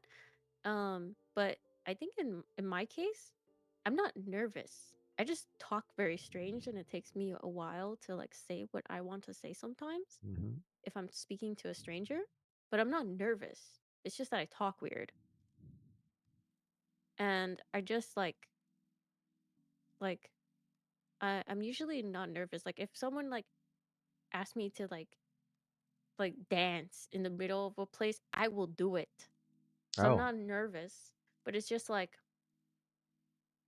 I'm just not very good at like the interaction part, but I'm good at like introducing myself and like doing stuff in front of people, like performing in front of people and stuff. I'm Hmm. good at that kind of stuff. I think it's just like people start to realize there's something off if they try to continue a conversation with me. So it's like I run out of like dialogue options. Literally NPC. NPC problem. You run out of dialogue. That's funny. Oh, Chunky made the comment. Most people used to drink beer because water wasn't safe so much of history. So the point where you could just chalk it up to tradition. True. And then Chava wants to know, have you seen Dr. K's video on masking? I don't know who Dr. K is. So that's an indication now. Okay. Okay, might be something we'll Google later. Now there's cow milk wasn't safe either. Either beer or milk from stuff like almonds would be drank. Um, are we still in the main interview? Yes, we're still in the main interview. Um, have you been masking during this interview? Ooh, that's an interesting question, Beppo. That's a Yes. deuce. 100. I feel like as a streamer, you mask anyways. Like you are a character. Like, I've had such a hard time with this because not with this interview specifically, but a hard time with like deciding whether or not I'm going to like mask. It's mhm, sometimes it's unintentional, but I can like sometimes choose to not mask if I'm like aware enough of it. And the thing is if I don't mask at all you guys are going to hear from me is like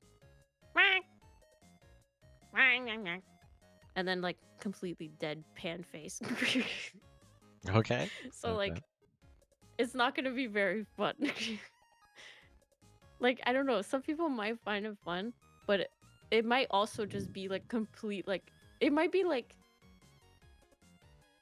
if I'm in my natural state of like sitting at my computer, it's like 20 minutes of me blankly staring and then I just go, yeah, wow, wow, wow. And And then I go back to like blankly staring.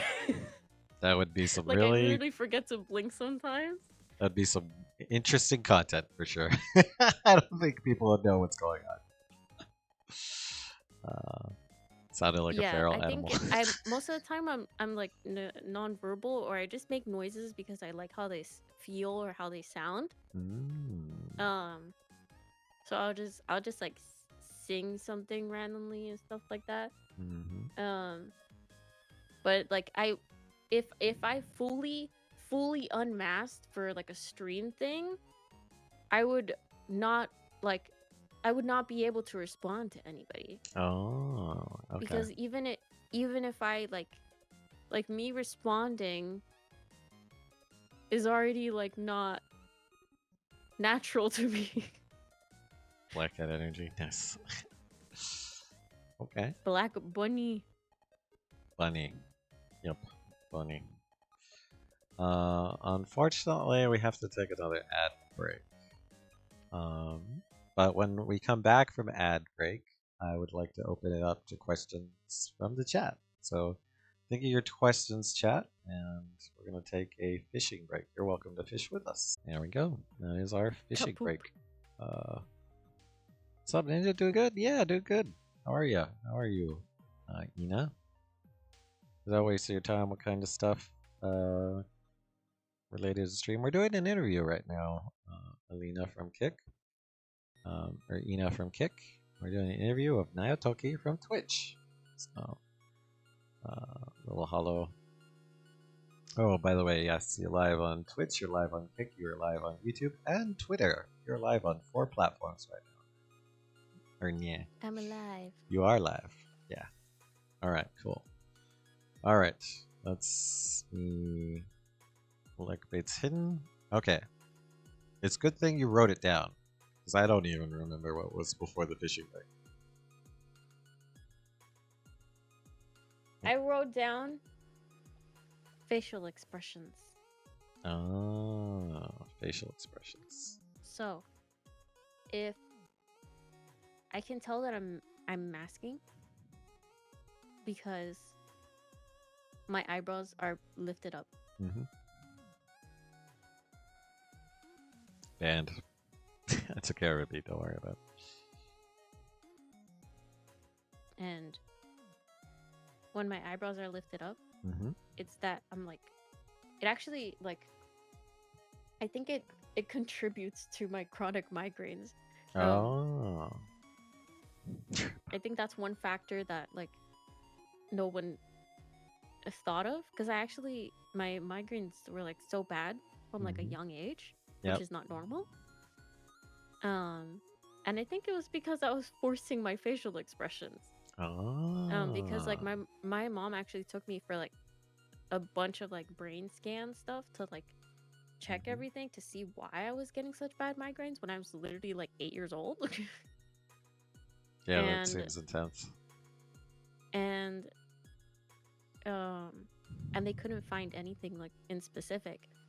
But I think forcing facial expressions, um I do it without realizing really. Like it's not something that like um I think it's like second nature to me now because I've masked for so long. Mm-hmm. I think if I like early on was told that I didn't have to do that, I probably would do it less. Um but I can tell that I'm masking because I can feel the pain in my head Mm-hmm. from like forcing my eyebrows like this. So like if I just do like so if I'm talking to chat, normally I'm like this. Right? You can kind of see it on my face. Yeah, they're a little bit raised. Yep. And then if I don't, I just do this. Oh. Okay. Very subtle, but on real life, that's probably even minutely subtle. So you're able to compensate. Interesting. Interesting. So like I either look angry or I look sad normally. Mm-hmm. Um but if I don't force myself to make those expressions, I get headaches less. I get less. Um Oh, yeah. but then you get annoyed with people being like, "Are you okay? Or are Yeah. you mad?" Sorry, I'm choking. Being angry at chat is good for health. Chucky. Yeah, I think I've tested before doing like no talking stream Mm-hmm. to see if that would help with me like getting tired from masking. Mm-hmm. Um but it actually didn't really help because I was still doing the facial expression part. So That's why we I do. think literally the only way for me to like unmask completely would be for me to just not be on stream at all. Mm-hmm. That would be the only way.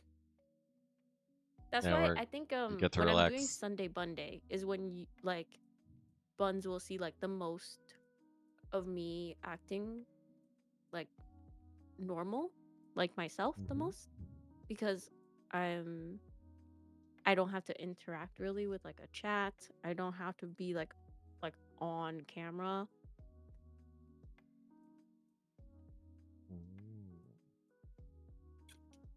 Everyone drink water so you don't choke like me. Yep. Okay. Okay, um, let's. I choke a lot because actually I had this problem so often in person that um I I get tired very very easily Hmm. because of like my chronic like health issues. Hmm. Um and if if so oh this is a really good way of explaining it. Okay. So um when you think of a typical person, the way that they can see and interact with the world, imagine it like um they walk into a room and there's even lighting. So there's a light on the table, there's a light on the ceiling, there's a light on the wall, and they can see everything at once, right? Hmm. But for me, the way that I see the world and a lot of people with autism see the world is if I were to walk into that same room, but all I was given was like a flashlight, and I can only see and expect what is within that like tunnel of that flashlight. Oh. So, um, yeah, I only see part of the room at one time. So that can having that kind of like idea in your head, I think it helps a lot in making me understand myself, and I think also could help other people understand, like maybe their friends if their friends are on the spectrum or anything, because Hmm. like a lot of people, for example, autism very early on, um, was described as having no empathy, even though that's not true at all. But with more recent research, people with autism have been doing the research, even like um older people that never even like never got diagnosed until they were like 40 or so. Um they did research on it themselves, and it's not that there's no empathy, it's that I can't look at you and listen to you and process your facial expressions all at the same time. So if I want to like properly speak to someone and I want to listen to them very carefully, I have to turn off the visuals. I have to not look at you. I also have to like look at nothing too. Just like if I'm looking at something else, then it's gonna like stop me from hearing basically. So if I want to listen to you, that has to be the only channel that I have the flashlight on, because that's the only thing I can see. Okay. Piscon has a good question on that. If it's the only thing you can see, the thing that's illuminated with your flashlight, do you see more than others would see on that one aspect? Like if you're focusing on my speech, would you notice more than somebody else? I think autistic people like have two main things that I Hmm. think happen. Is the hypersensitivity that some autistic people have. Hmm. So let's say because I'm seeing just through that flashlight is the reason why my ears hurt when I'm editing music, Hmm. because my ears are only focusing on that high frequency. Oh, But interesting. then I can also maybe like learn your speech pattern really quickly because I'm only focusing like I've already like trained myself on so many speech patterns, so I can Hmm. identify yours. So because it's like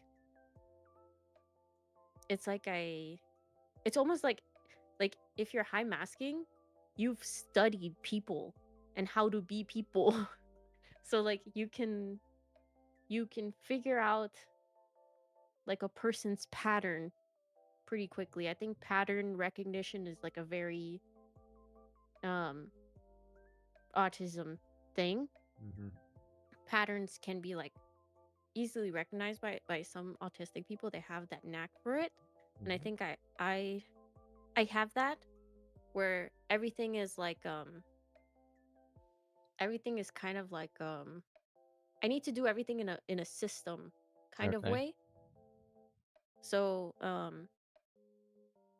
if I try to edit something and I just try to go and do it, I I can't do it consistently until I come up with a system of how like in what order I'm gonna do it, because they all need to like line up after each other. I can't do them all at the same time. Hmm. Interesting. Wow. Life is very. You're definitely very different than what you know. Well, I see it from the other side. I'm like, that is completely different from what I used to. But I am not Also, ASD. Okay. I see the tone in a person's voice. I might miss the tone of a person's voice because I'm fixating on their speech pattern. Oh, interesting. Interesting. Oh, and Little Hollow had another point. He said lack of empathy can be mistaken for just not knowing what to say. That is true. That is true. Yeah, I think that's happened to me so many times Hmm. where I I think I'm very like especially when I was younger, I didn't understand like I didn't understand what you were supposed to say in situations. So like if there was like a group of people in my house, I wouldn't be like, "Hello everyone. How are you? I'm here to greet all of you."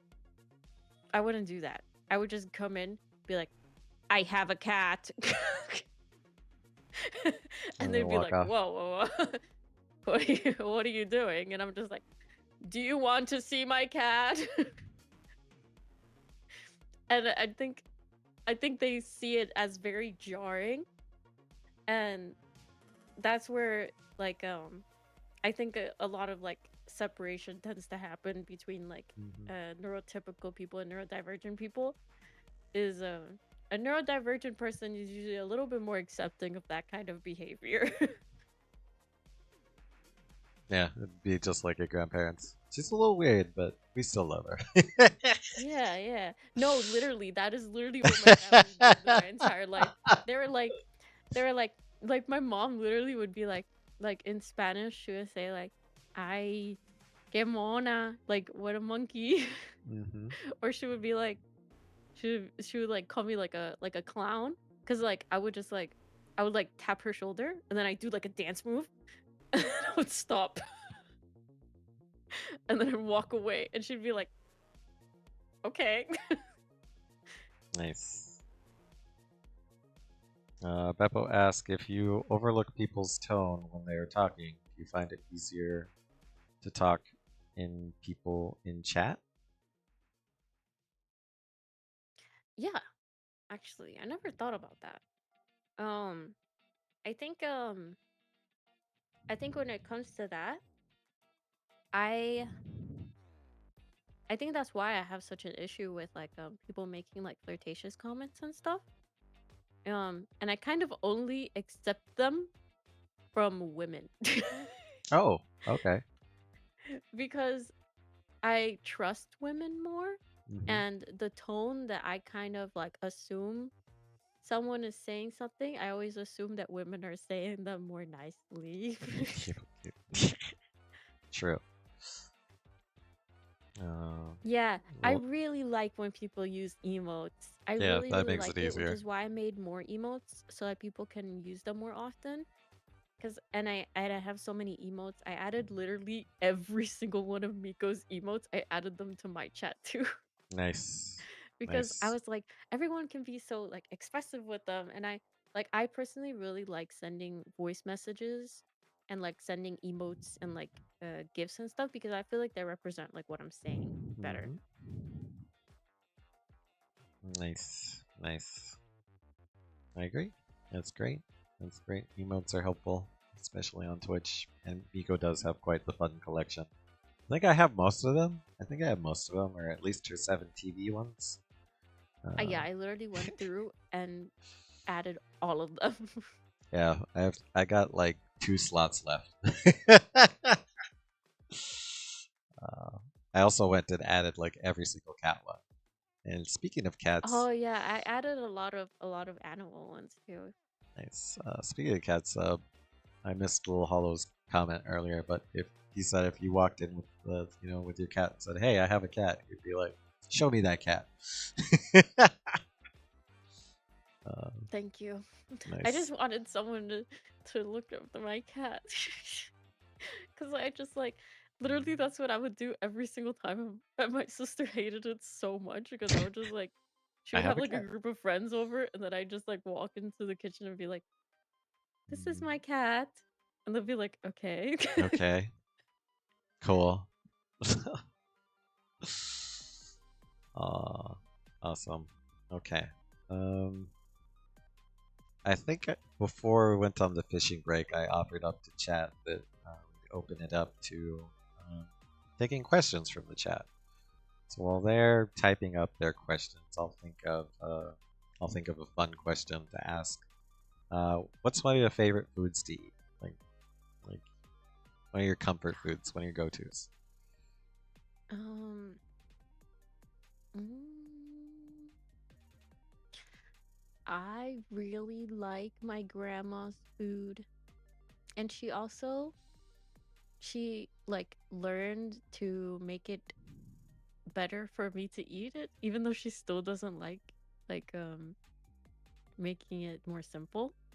Oh, Um, okay. but I don't like I actually get like actual stomach aches if I don't like the texture of something or the taste of something. Hmm. So, um, so my grandma would use like the strainer thing to like strain out like broth and stuff and separate stuff for me. Um, and that was it was really nice. So she would separate it and make like a different batch all the time for me. Hmm. Um, so that I would have like only the part that I'm okay with, and I really really like it. Like for Cuban food, I really really um bistec empanizado, which is like fried steak, Oh, okay. and and the fries that my grandma makes are just really really good, and they're really greasy and they're yummy. And she also makes like chicharos, which is like chickpea soup. Basically, I think it's Okay. called. It uses chickpeas. So like imagine like like black beans, like black beans like with rice and stuff. It's like that, but with the chickpeas. So it's like a yellow kind of thing. Hmm. But chicharos with bistec empanizado is like my favorite stuff. My favorite. It's so good. It's so yummy. All right. Let me scroll up to look at some of the questions we got. Let's see here. Oh, Box said it. Not hers. If I hear there's a cat in the house, I want to greet that cat. Yes, yes, yes. Will you look at your cat while you're talking to someone in person? In person, Hmm. Like if your cat and a person is in the same room, would you look at the cat or the person? I think if I looked at Gitsune, I wouldn't be paying attention to the person. Nice. All right. Because I'll just be like, most of the time if I'm looking at my cats, it's me telling the person that's like talking to me, oh, Hmm. look at them. Look at them. Look. Look at them. Look. So I'm just like, most of the time, like, my entire life is just me tapping people, being like, look. Look at my cat. Look at them. Look. Okay. Sleepy Jackal says, I've checked out your art, VGen 3D modeling, streaming, Micoverse, Discord stuff, and I'm really impressed with how much you're able to keep track of. How do you keep everything so organized and decide when or what to work I don't have anything organized. on? um, it's whatever I remember to do.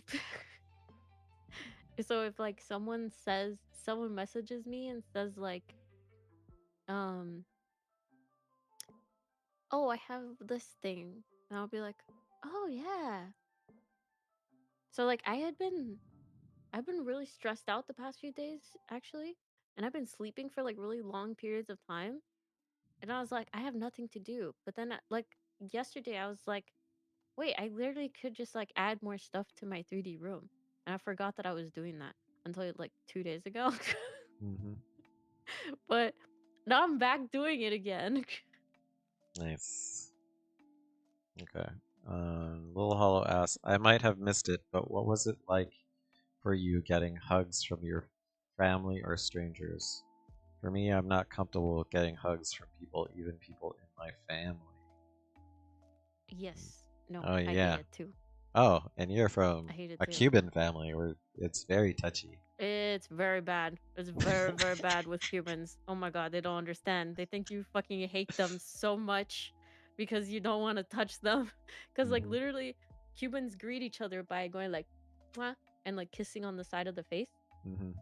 So you, like, put your cheeks together. You touch cheeks. You go, mwah, and you say hi, like that. Okay. So I'm okay with doing that sometimes. But then that's it. I sometimes now I've actually like been more confident in just like not leaning in at all and just being like and then they're just like, you're not gonna say hi to me, and I'm like, I am saying hi to you. Hmm. They Yeah. just think like, oh, she's so American now. But yeah, Hmm. I've explained it a lot more to my mom, my sister, since they were like the only two I live with. Hmm. um Especially my mom. My mom is really, really, really affectionate. So Hmm. she really likes biting people. She likes hugging people. She likes kissing people. What? Like like she's so intense about it. Like sometimes she'll like come like if I'm at her house, she'll like come behind me and bite my shoulder, and I'm like, can you not fucking do that? Jesus Christ. Like she's really affectionate. And then Hmm. I do not like it. I do not like it. So Wow, being your own I've mom. set like I've said like she's like, ah, you don't love me, you don't love me because you This don't let me hug you. She always like she always called me a porcupine. the She always porcupine. said I was a she always said that I was a porcupine. Like literally my entire life, she always said that I was a porcupine Hmm. because I would like I would like just completely like get away from me, get away from me. Like so she would always say that I was a porcupine. But I've explained to her now, and we have like a sort of rule set that we've made. Okay. So she is allowed to hug me, but I need to know that it's happening, and it can't be like any kind of like light touch. It makes me really uncomfortable. So if she wants to hug me, it has to be like a hug, like a hug, like full Gr- hug, Okay. and then I'm not gonna hug you back. And that doesn't mean I don't love you. It's just I just don't like hugging. Like I'll hug like Hmm. the way that I hug most of the time is I just like put my head forward and Hmm. then I wait for the person to hug me. So like I don't I don't really like hug like that. So I just like now she knows. So she even told my sister one time because like I explained that to my sister too. My sister never hugs me. Like she's not affectionate towards me at all. She's not like that. But but my mom had hugged me in that specific way that I told her she's allowed to. So Hmm. I still gotta deal with it, Okay. but it's not as much as before. She tries to stop herself now. If she I've noticed her like cause she like touches my arms and stuff a lot. Like she just like she's very affectionate and she's Hmm. like very extroverted Yeah, and you're her and daughter. very like outgoing and stuff. Like she's Hmm. very popular girl and so she just like she's very social and stuff and Hmm. I'm not. And so I've noticed that when she does like touch my arm or something, she like stops herself from doing it now, which is really nice that she's actually like actively thinking about it now. But she hugged me one time right after I explained to her the rule stuff that it can't be light um and that it can't be unexpected. And she hugged me and then my sister was like, "You can't do that. She doesn't like that." And then my mom was like, "I'm allowed to. She told me."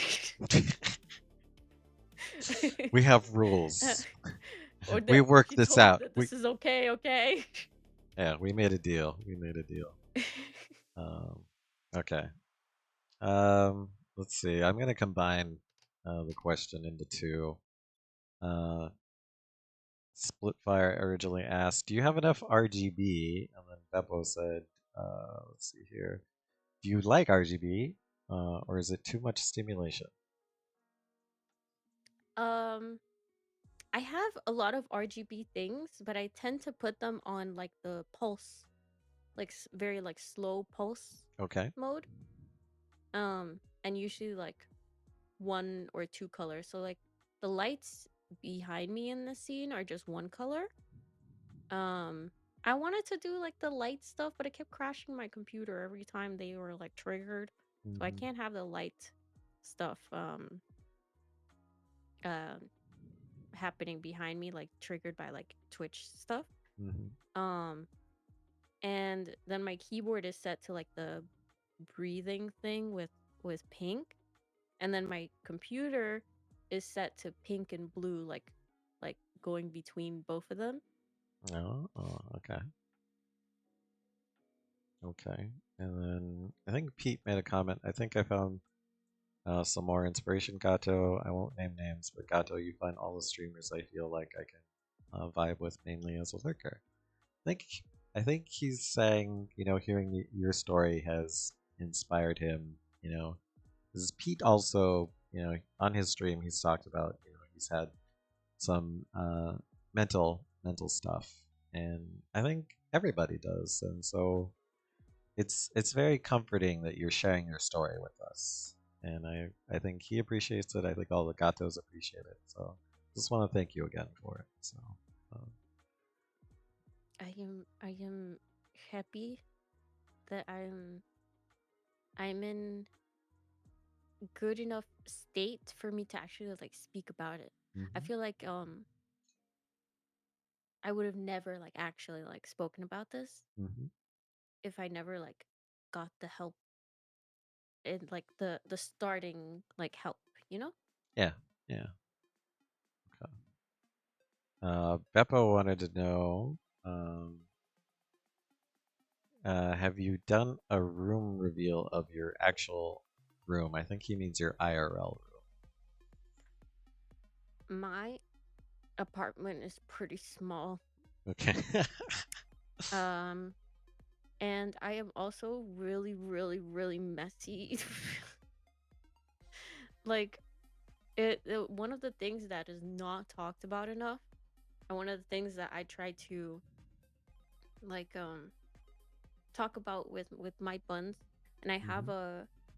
I have on my website www.nyatoki.com. Mhm. You can see like a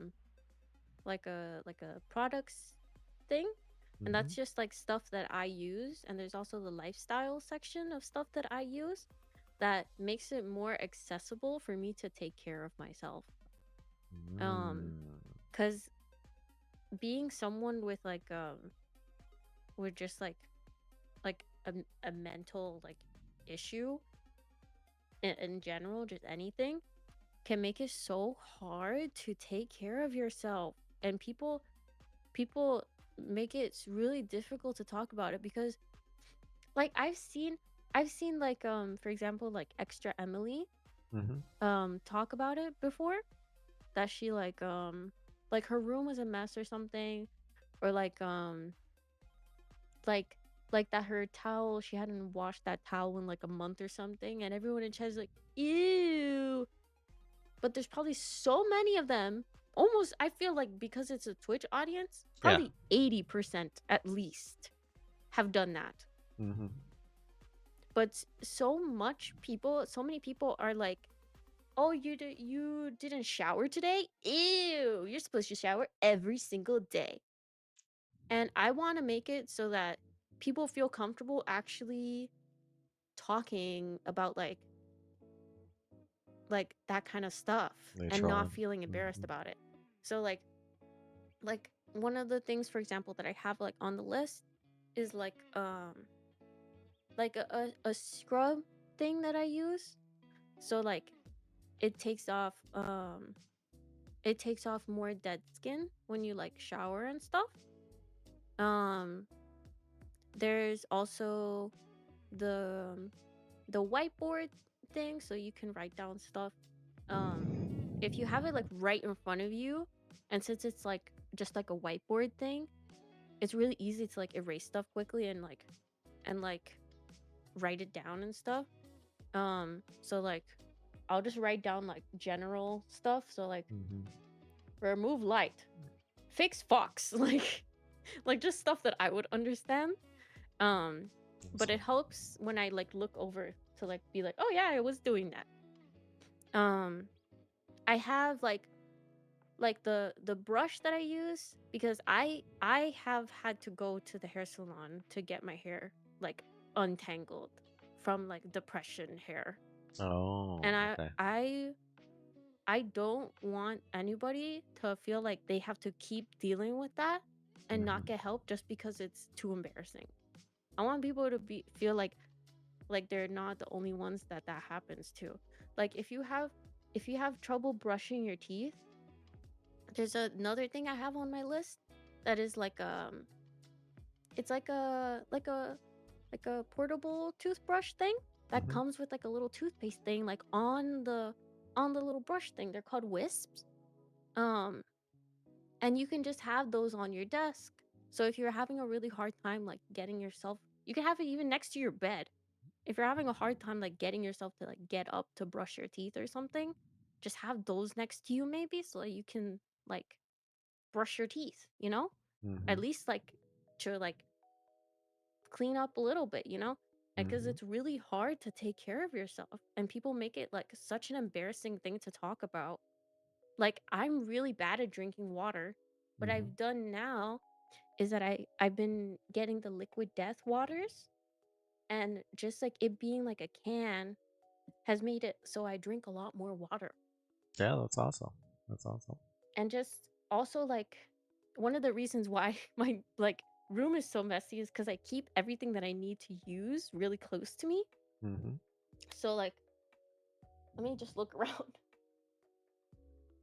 So like I have like all my medications next to me. I have a makeup remover next to me. So like if I don't want to wash my face, I can just use a makeup wipe or use a makeup remover to like cleanse my face just at Mm-hmm. my table. And then I have a hand sanitizer. I have um stress relief gummies that I have to use a lot cuz I get stressed. I have my deodorant on my table, my perfume on my table. I have like extra tissues on my table because I have to sneeze a lot. And then I have my allergy medicine here. I have fidget stuff on my table. I have a Mm-hmm. massager on my table, my nail files on my table. I have a fan on my table because I get hot really easily. I have my nail care stuff on my table too, so that it's easier for me to feel like there's less steps Hey, lady. to Thanks for the taking lurk. care of myself because of that like flashlight vision that Mm-hmm. happens. It's very easy for me to think of a task that I need to do and just see like one singular detail at a time, and it makes it really really really overwhelming. Yep. All right, let's catch up with some of these comments. Extremely relatable story. You've done extremely well. Nodders, not easy talking about these things. Nodders, I was diagnosed with ADHD until I was 25, and once I got diagnosed, so much of what I did got explained. I stopped blaming myself for myself for those things caused by it. Nice. Uh, Beppo says, I have laundry that I've on the floor from my stream room that I washed a week and a half ago, and I've only folded four thirds. Drinking Me water too. has never been so wicked. Little Hollow, I carry a backpack with my meds because I forget to take them sometimes. I'm sure you forget all the time. Uh, what's Yeah, going on? I also have I got a the thing is the thing is with planners, people will tell you things like oh, just take notes. Oh, just have a med planner. Okay. Riddle me this. What happens when the medicine in my planner runs out? How will I get myself to fill that up again? I probably won't. Until I get myself to do it again. Mm-hmm. So that's why I keep my medicine next to me anyway, even though the planner's right in front of me. Yeah, interesting. Okay. Oh, Laney's here. What's up, Laney? Uh, got another interviewee today. This is Toki. All right. Any other questions in chat? Any other questions in chat? I have one more tradition.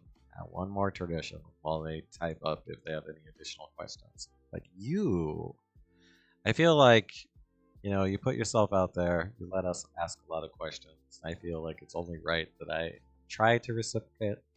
So I will allow you to ask me one question. What question do you have for Ninja I'm really bad at asking questions. Gato? That's okay. That's okay. You don't have to ask one if you don't want to. Uh, Lainey says I my have pill. no questions. All right, my pills are by my bedside table, so I roll over and take them immediately upon face reveal. Not gonna happen. Uh, Plus, I show my face all the time. I show my face all the time to you guys. Beppo says, I just want to reiterate, you said how tough it is to talk about yourself and just other people. Yes, I am very happy how well you've done this whole time. Nice. Ask him about these nuts. uh, Ask him what human servant looks like. No. uh, so that's part of my lore is I have a human servant because I am a cat. I'm a cat in IRL. Have you seen? Oh, Have you seen my me? Have you seen me? I'll show you later if you haven't. okay. But of course, I have to have a human servant who earns all the moolah because I can't. I'm a cat. I have one of those. Yeah, yeah. So, A uh, human servant, yeah. mhm. So Their name is No Face. nice. Meow, bitch. Meow, bitch. Exactly. Uh, Ask him about this. Never mind. You removed the sound alerts. Madge. Yes. Not happy. Oh, Oh, okay. What's up? um, um, stopping. The Hollow was saying stop blaming myself for things caused by it. I think that really resonates with me too. Um, because I think Later, Pete. before I realized like um what was like the root cause of my issue, I think a lot of the advice that I got was like that I had to like change my mindset. Mm-hmm. Cuz like for me I was like how do you how do you go about like doing a task? Mm-hmm. And then they'll be like I do the task. But then for me, it's like there's so many steps within that one task and so many details that it's when it's like a task that needs to be done, I see it as like a very strenuous thing. Mm-hmm. And it's not normal for people to see it that way. So for the longest time, it felt like if someone told me that, it felt like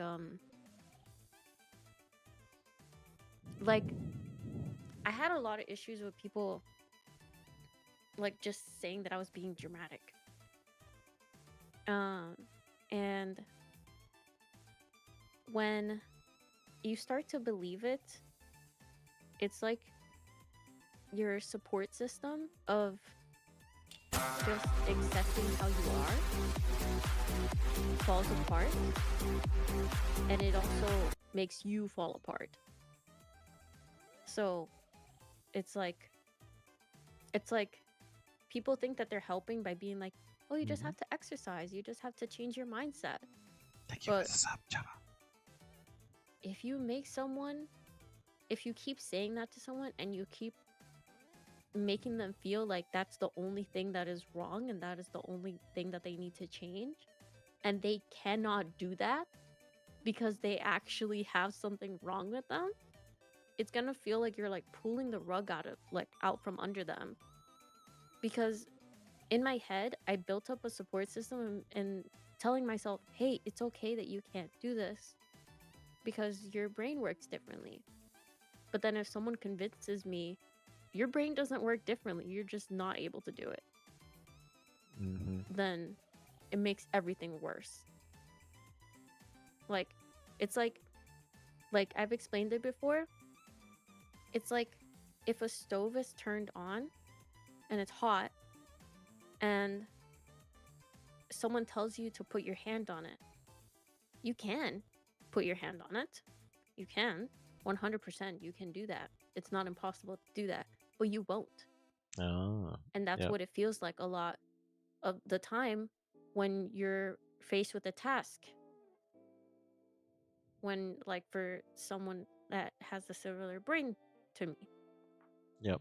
it's like I, I, like, it literally feels like I'm like skydiving out of a plane every time I have to do something. Mm-hmm. And it's not a normal level of like panic for a task.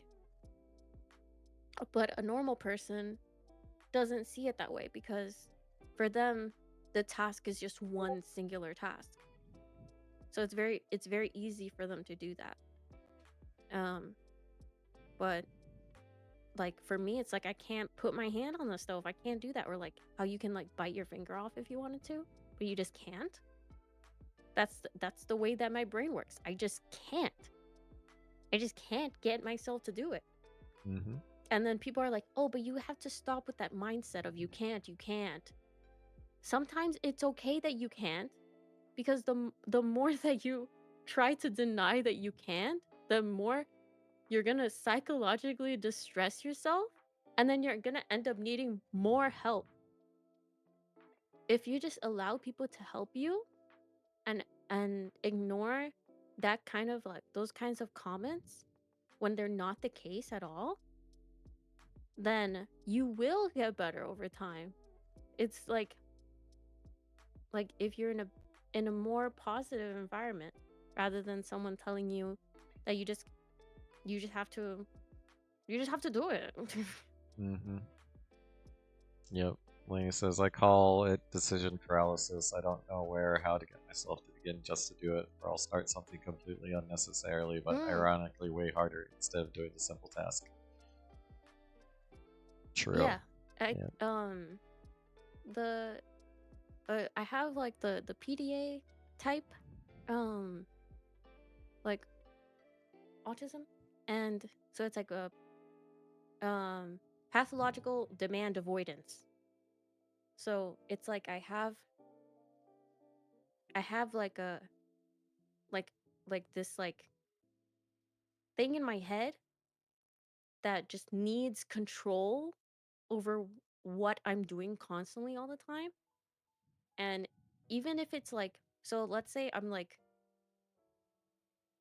doing the dishes, but then someone like comes up to me while I'm doing the dishes, my flashlight gets turned to them and it feels like I'm being pulled out of like a train, like a high-speed train. Mm-hmm. So then I can't keep doing it. The same thing would happen if I get like a sensory issue while I'm washing the dishes. Like if I'm washing dishes and then some of the water goes into the glove, I have to wear the gloves, otherwise I get really uncomfortable. Mm-hmm. If water gets into the gloves, You're done. I can't continue Yep. because like my entire brain is focused on the fact that there's water in my gloves. Mm-hmm. Yeah, Lainey says I have to put on headphones when I clean. If somebody interrupts me, it's over. Um, Chava wants to know what tools have you developed during therapy to work that out? Mm, I think I'm able to get a lot of assistance from my human no face, Okay. but other than no face helping me, I it's kind of like having someone help you prepare what you need to do beforehand so that Mm-hmm. it's less tasks is a really good way of doing it. So like um I probably like cuz when I was younger, I was like already really bad about like getting in the shower and stuff because it was like I felt like it was like such like a thing and everyone just kept telling me to do it over and over again and I felt like I had no system to doing it. So, but if someone were to turn on the water already and place the soaps and stuff exactly where I want them to be and put my and have like a clean like scrubber Mm-hmm. every time, I would be able to skip so many steps because in my mind, that's part of my steps. So having like a personal system for things is the way that I do it. Um so like I think trying to learn what that system is the hard part, but when you do learn what that system is for your brain, and I think like talking about it and like out loud, um especially to a therapist helps a lot because they can kind of connect the dots for you. Um so like I need a lot of things placed in a specific way for me to do things. Even like online, even on my computer, I need like things like set up already in a specific way, which is why I have things like in folders and stuff on my computer. I don't I need them to be in that specific way for me to start doing that thing. So Mm-hmm. like I didn't realize that it was like an annoying thing for you to ask people to do that. Because I would actually would ask like unconsciously I would ask my sister to do that for me a lot. So I would say like I would say like if I wanted to make a sandwich, for example, I would tell her to do one of the steps and she would be like, "Why don't you just do it yourself?" Mm-hmm. And I was like, "I just wanted help." Yeah. Because it's like I would for example, I would start making the sandwich and I Mm-hmm. would be like, "Can you pass me this thing?" Because I'm already focused on that one thing and I if I break that, I can't start again really. So like I would be like, "Can you prepare this while I prepare this?" And then I can combine them together so that in my system they all line up with each other. Like I just I can't I can't do it unless it's like that. Yep. So like even with my model and stuff, I didn't want to use it until I had a set system for how I would implement like new outfits and stuff. Until I figured out Wow. like how to do it consistently Nice. Okay. without having to like go crazy every time. Mm-hmm. So like I don't implement until I know like the order that I have to do it in. I saw actually one person on TikTok, for example. I really want to get some more whiteboards, but I'm really poor, and I wanted to get I wanted to get more for like every single room in my apartment. Mm-hmm. Um, because I saw that apparently this girl, since she was like diagnosed autistic since she was younger, what Mm-hmm. her parents would do would make like little checklists and like so like of every step of like whatever she was doing. And I feel like even in adult life, that would be so helpful. So like if you want to, you could probably like lay out like okay, oh, that's why I really like my toothbrush. My toothbrush, I have like a smart toothbrush, the Quip one, Mm-hmm. and not only is it really pretty, which makes me want to use it. I it's like you turn it on and it has like a vibration thing. So Mm-hmm. like you turn it on and it does like a meow, meow, and then it starts, and that it's like you do all over first, and then it goes meow, meow, and then that means you do the bottom, and then it goes meow, meow, and then you do the top, and then you do everything again, and then it turns off, and then Oh, that is like the exact stuff that you have to do in order.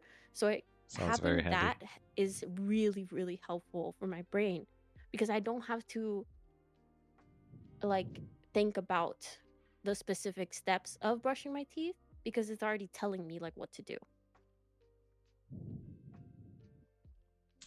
Fox says, I have notepads everywhere in every bag, and it helps adulting, studying, and not losing ideas for stuff. Mm. I have seen him stream and use his notepad while Yeah, streaming. I have a lot of notes on my phone of just like one word, like just like Childhood banana. autism. uh, Chava had a question earlier, and I missed it. He asked, what made you become a VTuber? I think we discussed, part of, growing up with autism, having a VTuber gives you a technology that allows you to connect and, you know, be in control of your environment and your world. The second part of his question, I think, is a good question to ask. What does your family think about you being a VTuber? I think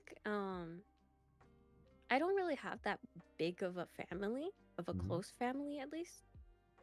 Because a lot of my family is actually either in Cuba or in like they're like getting to the United States finally point. Mm-hmm. um, so a lot of my life has been like a very very small group of like family.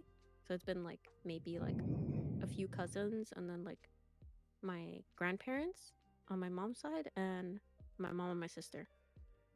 And I think they I think they think that it suits me. Oh, okay. um my mom, she thinks it's really fun. I've had her sit in my chair and like do like the Oh, face tracking with stuff. your She'll be like VTuber? and she'll just be like and she thinks it's fun. Um and she thinks that I'm super cute and pretty. Mm-hmm. And she's always telling me like she'll say like she'll say like, why don't you make more TikToks of you dancing? You would be so popular. And I was like, I do that. I do make TikToks. And she'll be like, you gotta you gotta make more stuff so people see you. And I was like, that's what I'm doing. Mm-hmm. Yep. Uh, my parents don't understand VTubing, but they support me. They see how happy it makes me. Says Condemn Pete. Yeah, it's a fun technology. It does help. Well, literally, you have a cat and a bunny connecting across the across the internets Yeah, with a community. Yeah. I think my mom saw me like ever since I was younger because like I've been doing it for a really long time. And she even like allowed me to like change the guest room that we had into like my like studio room. So I had a Mm, bunch of random shit in there, like with my computer setup.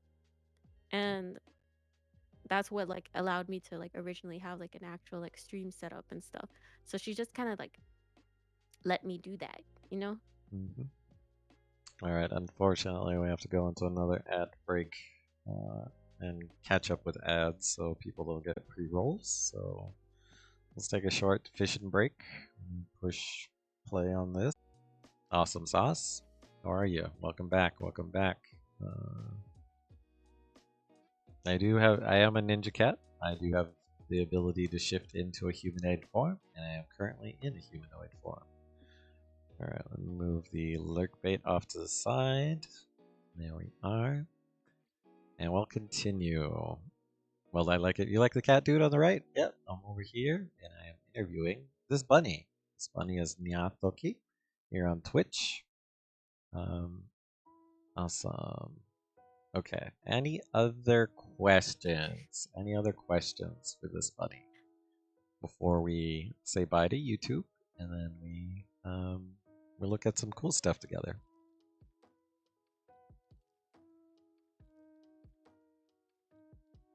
What's her favorite Cuban dish? Oh, that's probably a hard one. I think I already said that. Oh, Chava did join late. Was it the fried steak or Wait, what? Chava, do you know Spanish? Chava does know Spanish, but uh, you might want to type it because I've I've had the Cubans and Spanish people in the same room and them not understand each other. Yeah, no, that makes sense. Yeah. Uh, Bistec empanizado y chícharos. pité, nisanizado, and chichares? Chícharos. Chicharos. Sorry. Bistec empanizado. No, not milanesa. Milanesa is like with cheese. Mm. I'm lactose intolerant. Just bistec empanizado. Like with carne de res. Mm-hmm. Breaded steak then. Yep. There you Yeah, go. fried steak. Pizza is not a question, but yeah, I think you're a great person. Yeah. I gotta say, I've every time I interview somebody, it becomes a cool experience because we learn so much about such really cool people. I've yet to come across an interview that I just did not enjoy. You know, if you collab with any other VTubers, that's not. If you could collab with any other VTuber that's not Miko, who would it be? Hey, what's up, Just Made Ninjas? Welcome back. Mm,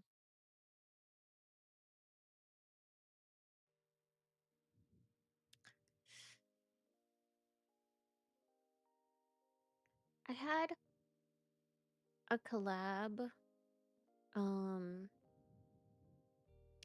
with a VTuber named Eerie, Hmm. and she's a bunny too. Nice. And I feel like we had really good chemistry. And I haven't been able to collab with her again, so I want to collab with her again. Oh, okay. That'd be cool. That'd be cool. I think it was fun. Awesome. Wow, this has probably been my longest normal interview, and we haven't even gotten to the other part. So, okay, this is the part where we say bye to YouTube. So, do you like any Celia Cruz songs? Azúcar! Asuka, sugar. Nice, nice. Pog. Sounds like you and Chava could talk about music. Chava's a Mex. That's just like the Cuban. Hmm. Yeah, Chava's a Mexican streamer, and I've interviewed Chava before. So, all right, let's say bye to YouTube. So everyone say bye, YouTube. We're gonna do the fake ending, and then we'll. Uh, so, all right, everybody in chat, say bye, YouTube. It was great. It Bye, was good. YouTube. Remember to like, comment, subscribe, and follow my kick. I am halfway there to 70 to get affiliates. So if you guys could follow my kick, follow